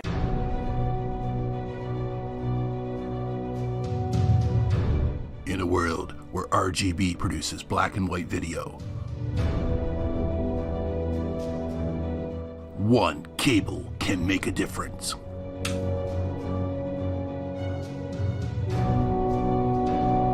Switcheroo. CoCo3ScartCable.com. Hey, have you got your CoCo 3 yet? Hi, this is Rick Adams, author of Temple of Rom and Shanghai, and you've tuned into CoCoTALK, the nation's leading live talk show featuring the Tandy Color Computer. What's going on, everybody? Original Gamer Stevie Stroh here, and if you're a fan of vintage computing and retro gaming, then you're going to love our retro swag shop at 8bit256.com. There you will find custom designs by Instagram artist Joel M. Adams. You can get I'm a Coconut, CoCoTALK, and other cool video game images on a t-shirt, coffee mug, or mouse pad. So if you love retro, then head on over to the retro swag shop at 8bit256.com today. Tell them the Original Gamer Stevie Stroh sent you.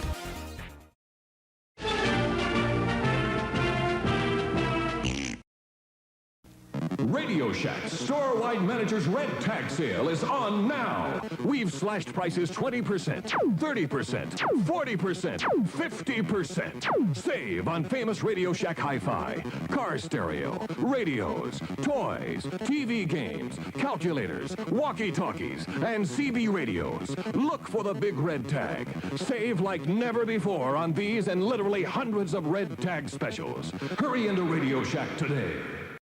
Hi, this is Randy Kindig of the Floppy Days podcast. I just love me some CoCo, and nobody covers it better than Steve Strobridge. You're listening to CoCoTALK. From around the world, what you need to know. Get caught up on News with L. Curtis Boyle. And now a Muppet News Flash. I think it's so cool I get compared to a Muppet. Muppets have much more personality. That's true. They speak more intelligently too and use bigger words. So first, I just want to make one comment here, based on the chat that went through here that are caught up on during the break. So they're talking about the fact that we called the CoCo gutless because it wouldn't be able to handle the background sound. Now, as we've discovered, if the programmer knows what they're doing, like a Chet Simpson or a Nick Marentes or a Jeff Steidel or some of these other people that did games like Contras and Pac Dude Monster Maze and stuff that has background music, the CoCo is fully capable of doing it. Now, the problem was they had to do it under OS 9, and there's a reason I think they chose that. These games were large. King's Quest 3, if you remember, actually had 5 double-sided discs you had to keep swapping back and forth. And I think the reason they chose OS 9 is that Tandy did have official hard drive support in OS 9 and actually sold hard drives for it. And the third-party market with Burke and Burks and Cantons and a whole bunch of others did too. And there's instructions in the manual for all the Sierra games of the CoCo 3 era that actually tell you how to put it on a hard drive. And it runs much faster and much smoother on that. And I think Sierra did not want to bother having to write custom hard drive drivers for every single hard drive under the sun. SCSI, IDE, the Tandy, whatever that was used. I think it was SASE. There was a bunch of different standards and different interfaces for it. I think they chose OS 9 because then they didn't have to write that at all. They didn't even have to test it. It was already done for them. And that was the reason they chose it. But OS 9 is more limiting when you're trying to control the hardware at that low of a level to do background sound and stuff. So I think that was the reason that they chose that route. Well, he said also keep in mind that it depends on how efficient their compiler was, too. Well, they did Because rewrite an Pico assembly on the CoCo. So, and Nick, you had a comment too? Oh, no, I was just thinking, did they do that or was he mixed up his facts? I would have thought it would have been easier to just transfer the original C code and then there's compilers under OS 9. I don't think he specifically use C. He mentioned like on some of the platforms, the CoCo included, they had to rewrite it in assembler because it was just too slow. Because they have their own interpreter on top of it called P code, or it was similar to P code anyway. It was more like the Pascal style, or like Run B uses the I code type stuff. So it was a partial, not a full compiler. So I think that was part of it. But I think the reason they chose to do it under OS 9, besides from Tandy kind of pushing it at the time, was that they wanted to be able to run off a hard drive because it just runs so much smoother than swapping 5 disks and flipping them upside down every second time you change a scene. Because literally there was, depending on some of the routes you took, you'd have to swap the disk like every second scene type thing. Like it was annoying as hell until you got a hard drive or a 720K floppy, which unfortunately Tandy never standardized on either. So anyway, a little bit of trivia there. And then on to the regular news. Are you guys seeing that? Yes. Yep. All right, first up, Todd Wallace, Lord Dragon, who's just been a machine with doing OS 9 Nitrous 9 utilities lately. He did the IBM font, which is actually shown in a little screenshot there. And he's been doing other stuff lately. Now he's just come out with a program that will actually format FAT12 MS-DOS disks on your CoCo under Nitrous 9. And he's actually tested it on a real PC. In fact, the video shows this, and I might even play it because I don't think it's too long. But you get now, if you have a real PC with a 720K or a 360K disk drive, and you have the same drive on your CoCo, you can actually create the disks on the CoCo, copy files to it, take it to the PC, copy them straight in the PC, copy stuff off your PC onto that disk, put it in the CoCo, read them directly back in. So you actually can do sneakernet between the two. So I'll just play this little video. So I had an idea to write a program to format an MS-DOS PC-compatible disk using the CoCo because, ironically, some of these PC drives, USB-based that you get, are not capable of formatting a double-density, double-sided disk. High-density ones, usually they can do. But this command usually lets Windows know what you want to do. That is a double-density disk and not a high-density disk. But this disk was formatted using OS 9 with the standard CoCo format, and now it just has no clue what to do. So you get an error like that. Sometimes you get like an I/O control error. It just doesn't work. So over here on the CoCo side is the program I wrote. I called it DOS format, and you can read what that says. Here is MS format copy was taken. It says a little note there. Goes into the CoCo. We'll try to do the one-handed typing thing. I'm not going to verify because it takes quite a while on the CoCo for some reason. So you can see I made it look just like MS-DOS because I find that amusing, but there it goes. Is that an official Doster also has a drive, look and feel of MS-DOS? Is that an official Tandy 720K floppy? I will speed this up. What do you mean by official? It looked like it was in a 5 1/4 inch chassis, but he had a 320 in there, a 3.5 inch in there. See that? Tandy never sold those, but I have those in my Tandy. Again, just like DOS, we shall call this. He even has the volume label command. Yep. Rules. So now it's going to create the file system, which takes a second. It's writing the boot sector and all that good stuff. And there you go.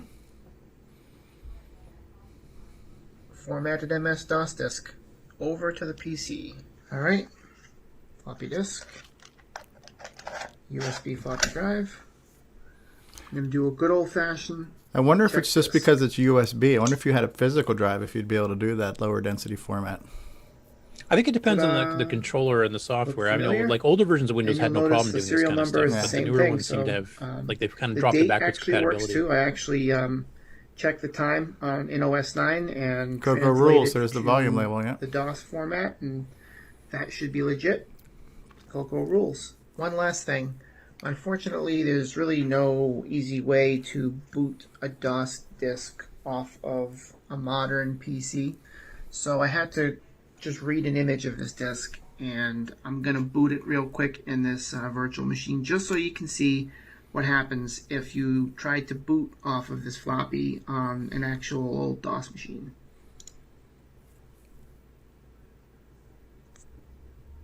This using So a I Tandy just Color Computer tweaked the running boot sector a bit Nitrous for 9.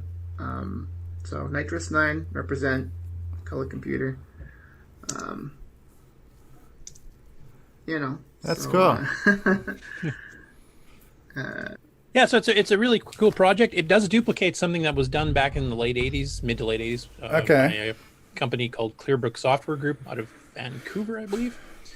They had a whole MSF file manager, which was basically to natively handle MS-DOS disks at full speed on the CoCo 3 and it required the S-DOS or S-Disk 3 disk driver, which is much more advanced than the Tandy one.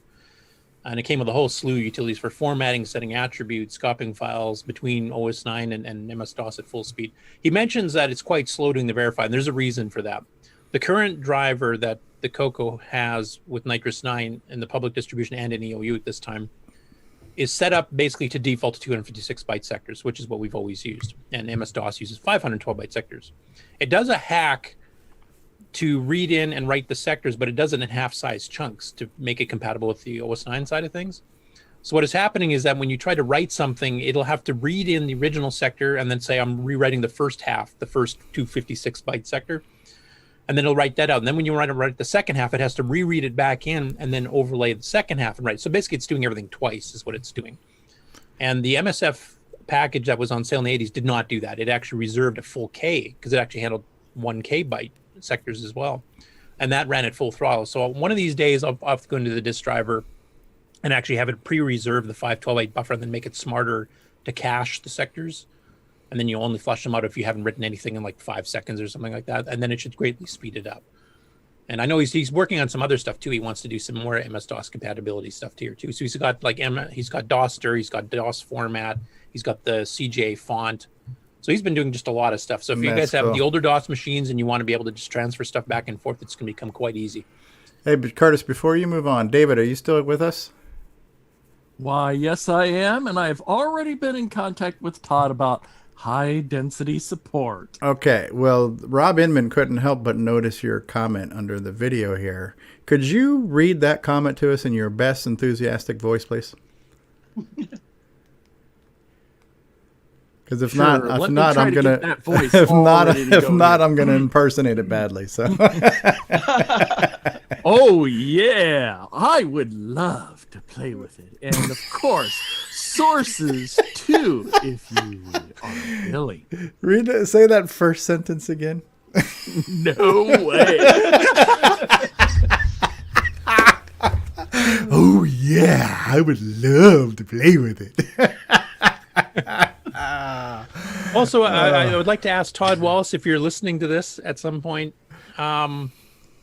I had tried to do a little bit of research way back in the late 80s to get this 512 byte sector thing working properly, and I never really got it working with the built-in Tandy driver. Obviously, you have. If you want to get in contact with me, I'd love to write some documentation because I know a lot of people have asked how to do this, and I honestly don't know. I know there's certain things you have to tweak, but there's also certain order you have to do certain things to get it to work properly. And nobody ever really documented it back in the day. It was like kind of in the know for the few.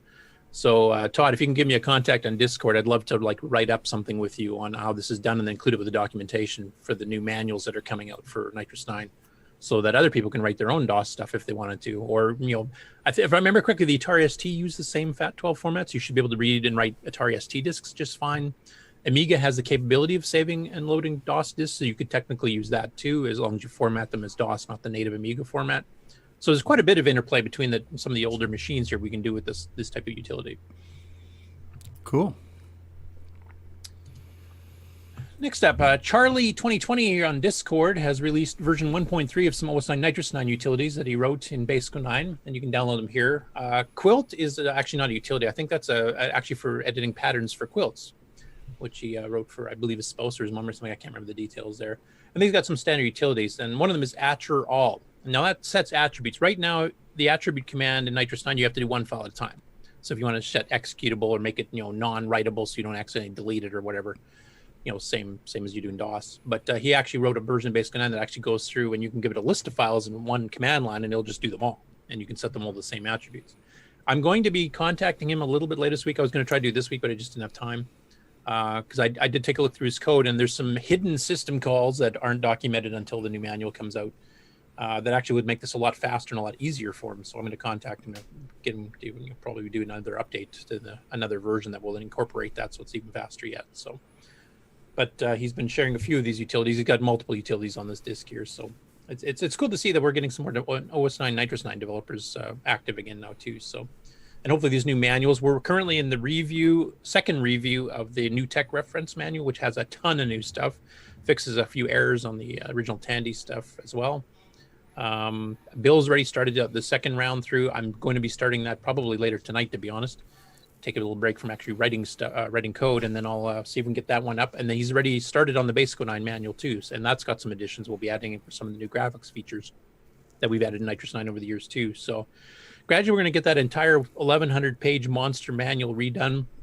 After that, we'll be redoing the multi-view manual. I'll be working with Jeff Tennis and Deke in the chat to see if we can redo the C compiler stuff, because he's done a lot of additions to that too, as of other people over the years. So the Nitrous 9 project, that's one thing that was kind of lacking a bit, is that they started to do updated documentation, like at least retyping in the existing, but they didn't really add in any of the new stuff, and then it kind of just got dropped. So now we're actually going to get full-blown new manuals out, and we're also going to build in a lot more intense help system.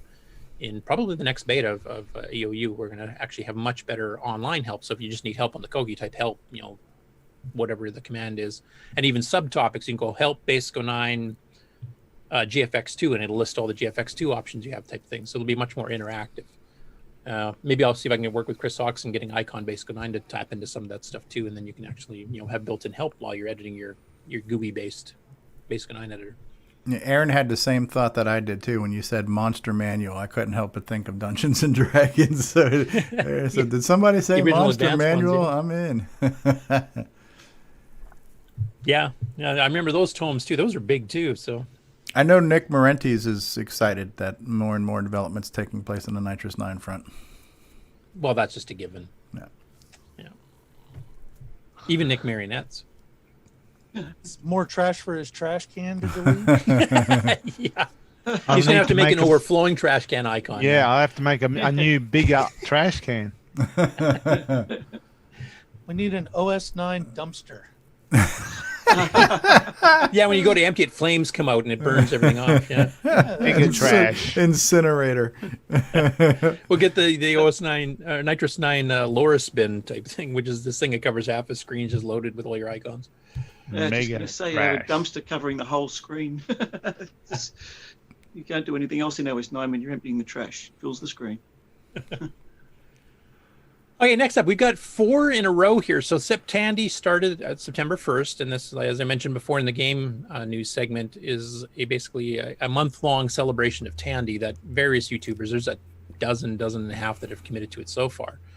And then there's also the the ones that aren't officially affiliated with it, like us and the Amigos, because they're doing their CoCo special 2-game thing on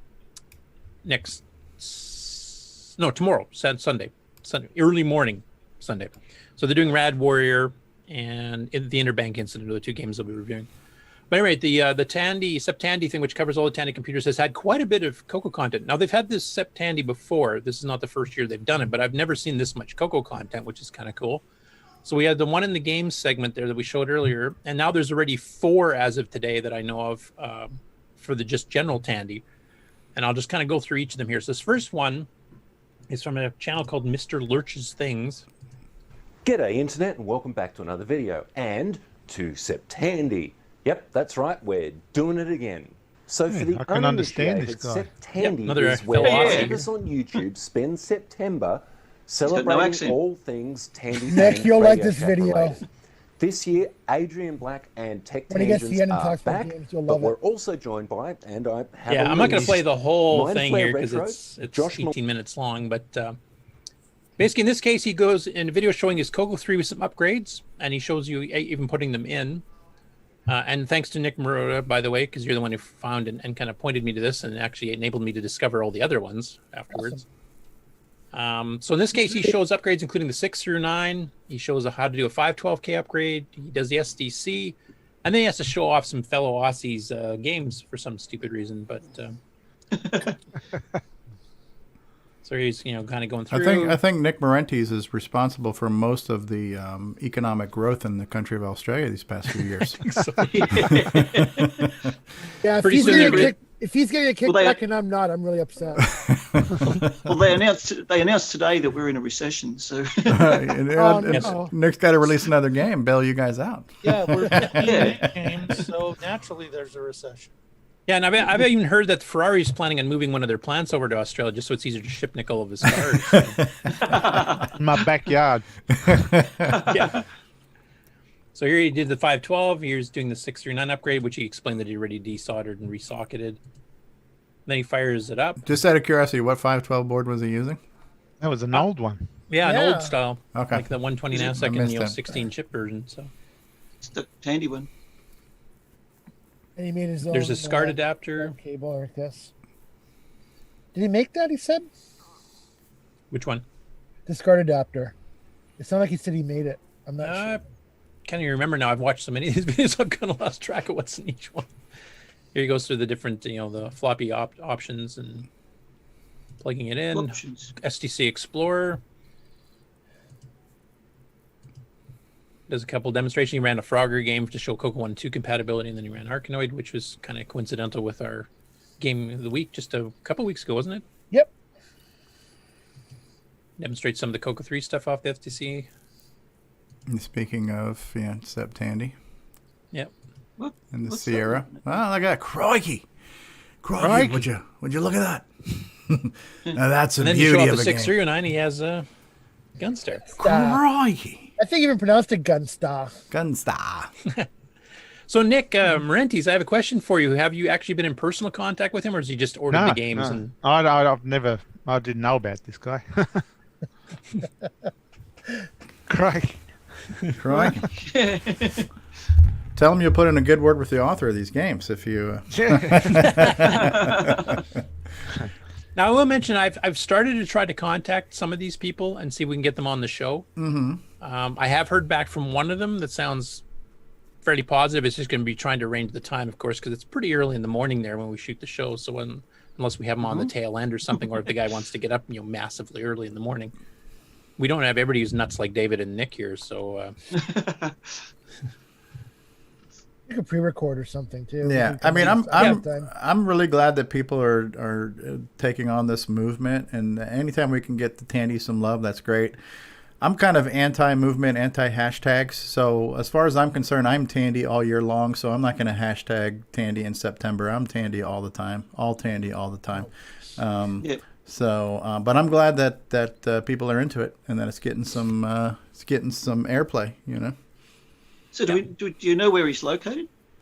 Whereabouts? Australia's all I know. He said Australia, but he doesn't. I don't know exactly where. He's probably my neighbor. Yeah, look out your window. Everybody's your neighbor in Australia. Just throw a boomerang at him. Wake him up. Yeah, Australia's like the size of what, Nick, New York City or something, isn't it?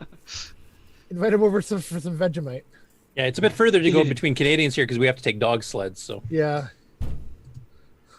If you actually overlay a map of Australia with the USA, they're pretty much the same size. Yeah, as the lower 48. Really? Yeah. Yeah. Yep. We're a little bigger. I think maps distort the sizes. Yeah, that's why people actually live in the middle of the United States. Yeah, we do here too, but just not as many. Yeah, the middle of Australia is kind of like Death Valley, California. I'm thinking about moving to the middle of Australia the way things are going. I wouldn't blame you. Live on what do they call the rock? Uluru or Uluru? Yeah. Ayers Rock. Ayers Rock. Second of the SepTandy ones. Oh, good. Oh, sorry. Go. Okay.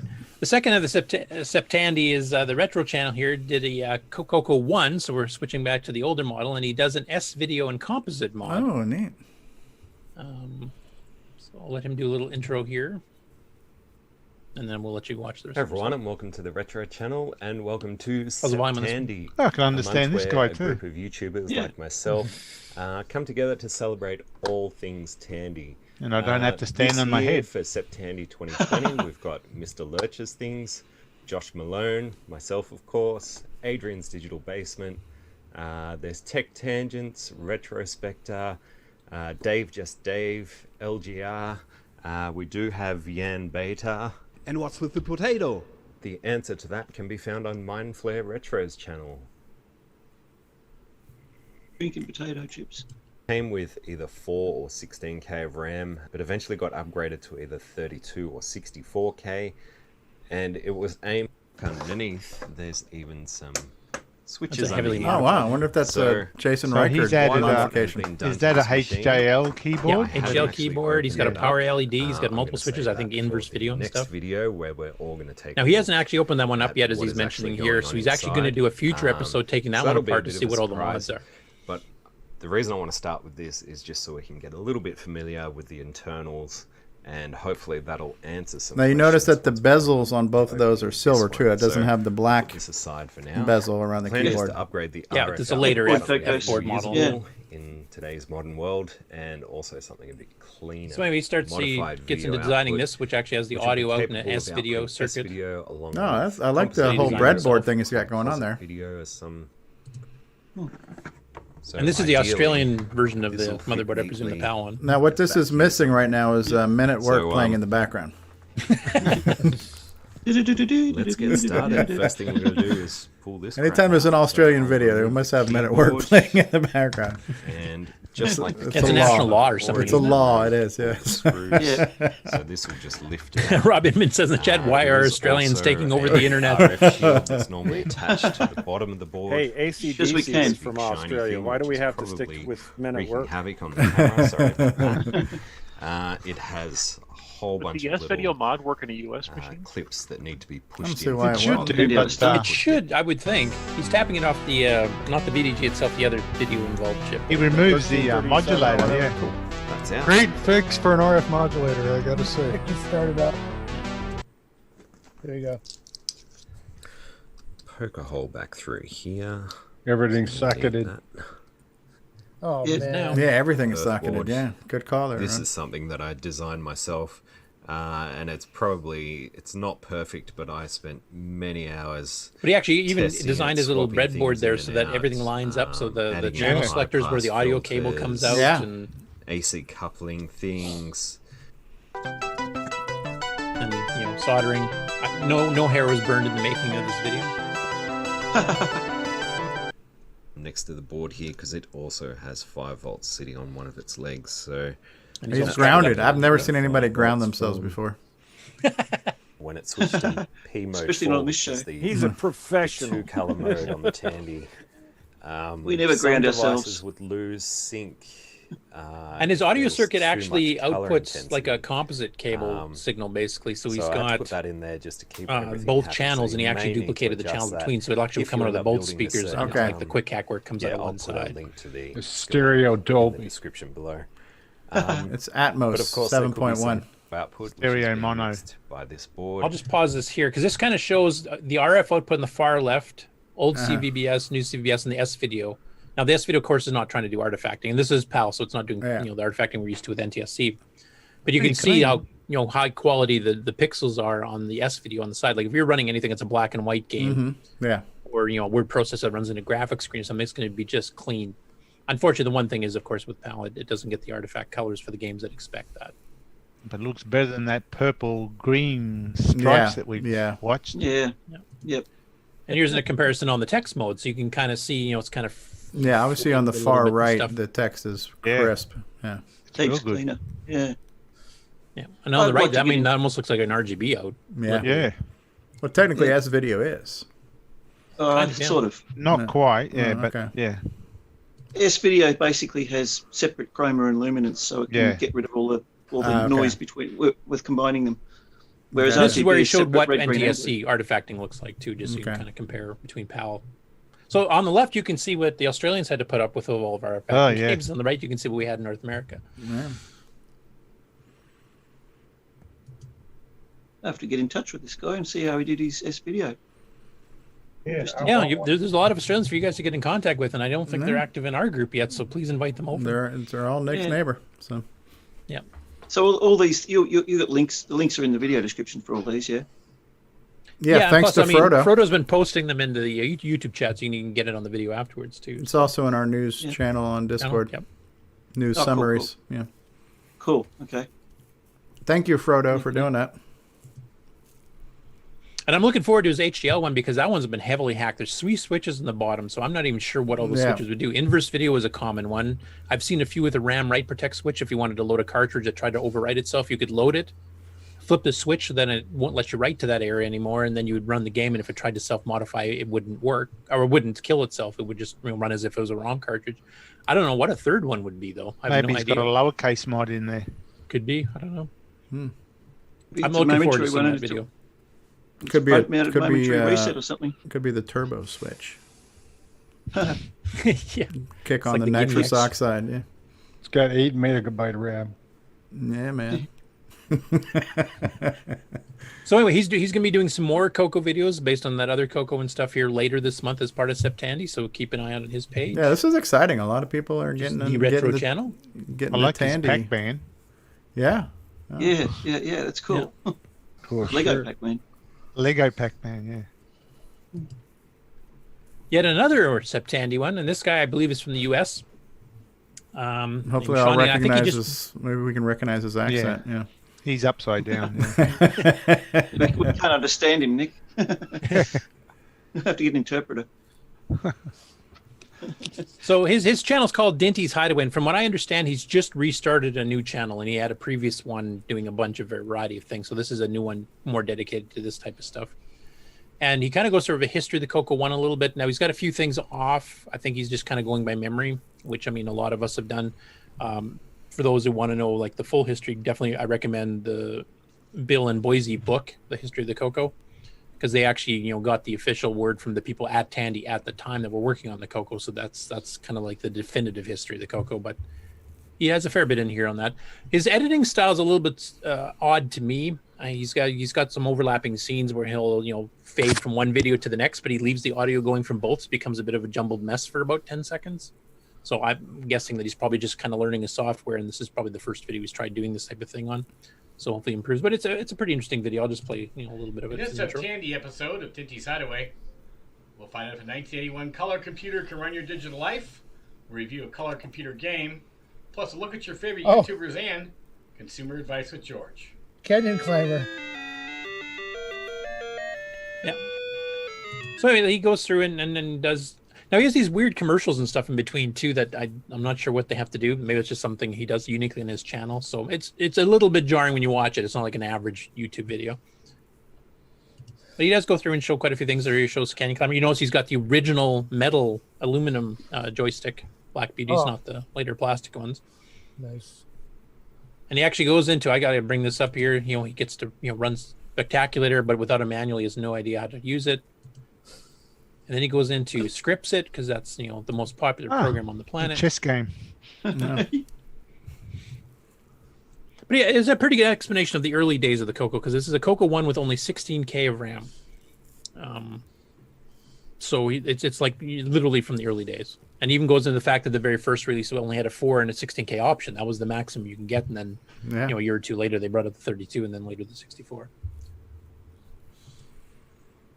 And then go ahead.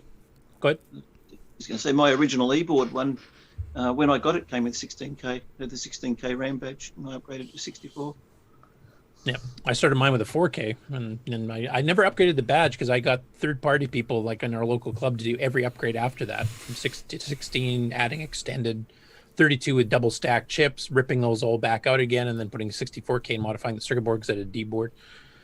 But and this one is the last one for SepTandy that I've got for this week, and this was actually just released this morning about an hour before the show. I have not fully watched this; I didn't have time.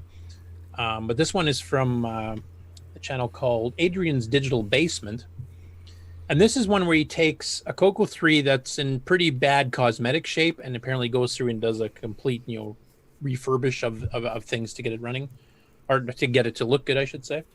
So I'll just play a little bit. Well, hello everyone, and welcome back to Adrian's Digital Basement. It's September, and if you remember from last year, what that means is it's SepTandy, where my channel and others focus on old computers made by Tandy Radio Shack. So machines like the TRS-80s, including the color computers, and the Tandy 1000 line of PC compatibles. Unfortunately, the Texas-based company that was Tandy Radio Shack doesn't exist now. It just exists in name only. But they had a huge effect on the personal computer industry in the 80s and into the 90s. So that's why we take this month of September. Feel free to go to his page and correct him focus on these machines. In my first SepTandy video, I'm going to be taking a look at the TRS-80 Color Computer 3, affectionately called the CoCo 3. The machine is in desperate need of some cosmetic transformation, and that's what I'm going to do today. Let's get right to it. Tim Linder says he sold him this computer. Oh, really? Is it one of Marty Goodman's old ones in here? Cosmetically, it's not great. Besides the obvious yellowing, the only real blemish is there's a little bump in the case here, and that would be moral from of the someone story, installing don't a buy from screw Tim Linder. into the underside. The keys They have took the significant screws yellowing, out of the as does back the and put them case. in the front. And then there's this splotchiness right here, which may just be dirt. I haven't actually given this thing a clean. On the side of the machine, it does have the cartridge slot here. And on the back, everything looks in order. We have a reset button. We have a composite video output along with the audio output, an RF modulator output. Like I said, I with haven't the watched channel this one yet, switch. so I don't know if There's a anything cassette. really specifically. The looked other through here. 4.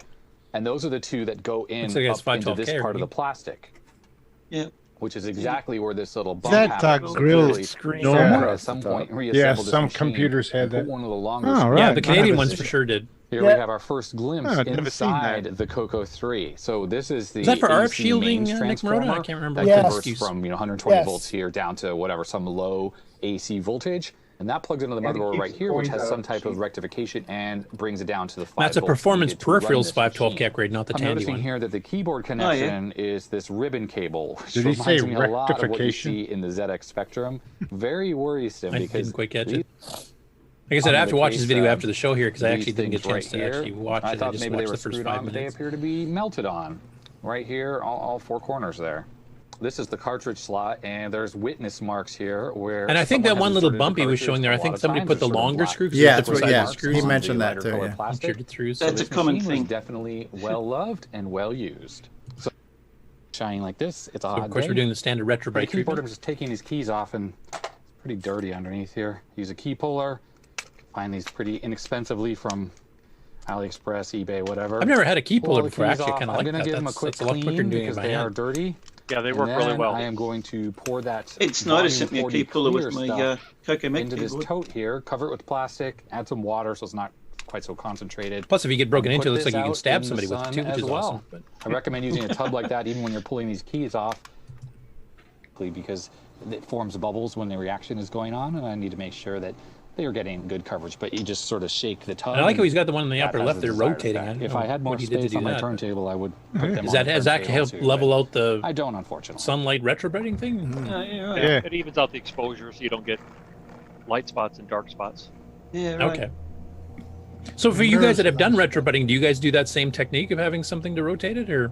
No. I don't have something that rotates it, but I do go in and flip it over. Well, and this flip it has to different be one of the sides most dramatic throughout the results day. I may have ever gotten doing Retro Bright. Yes, Wow. this is actually the same CoCo 3 computer.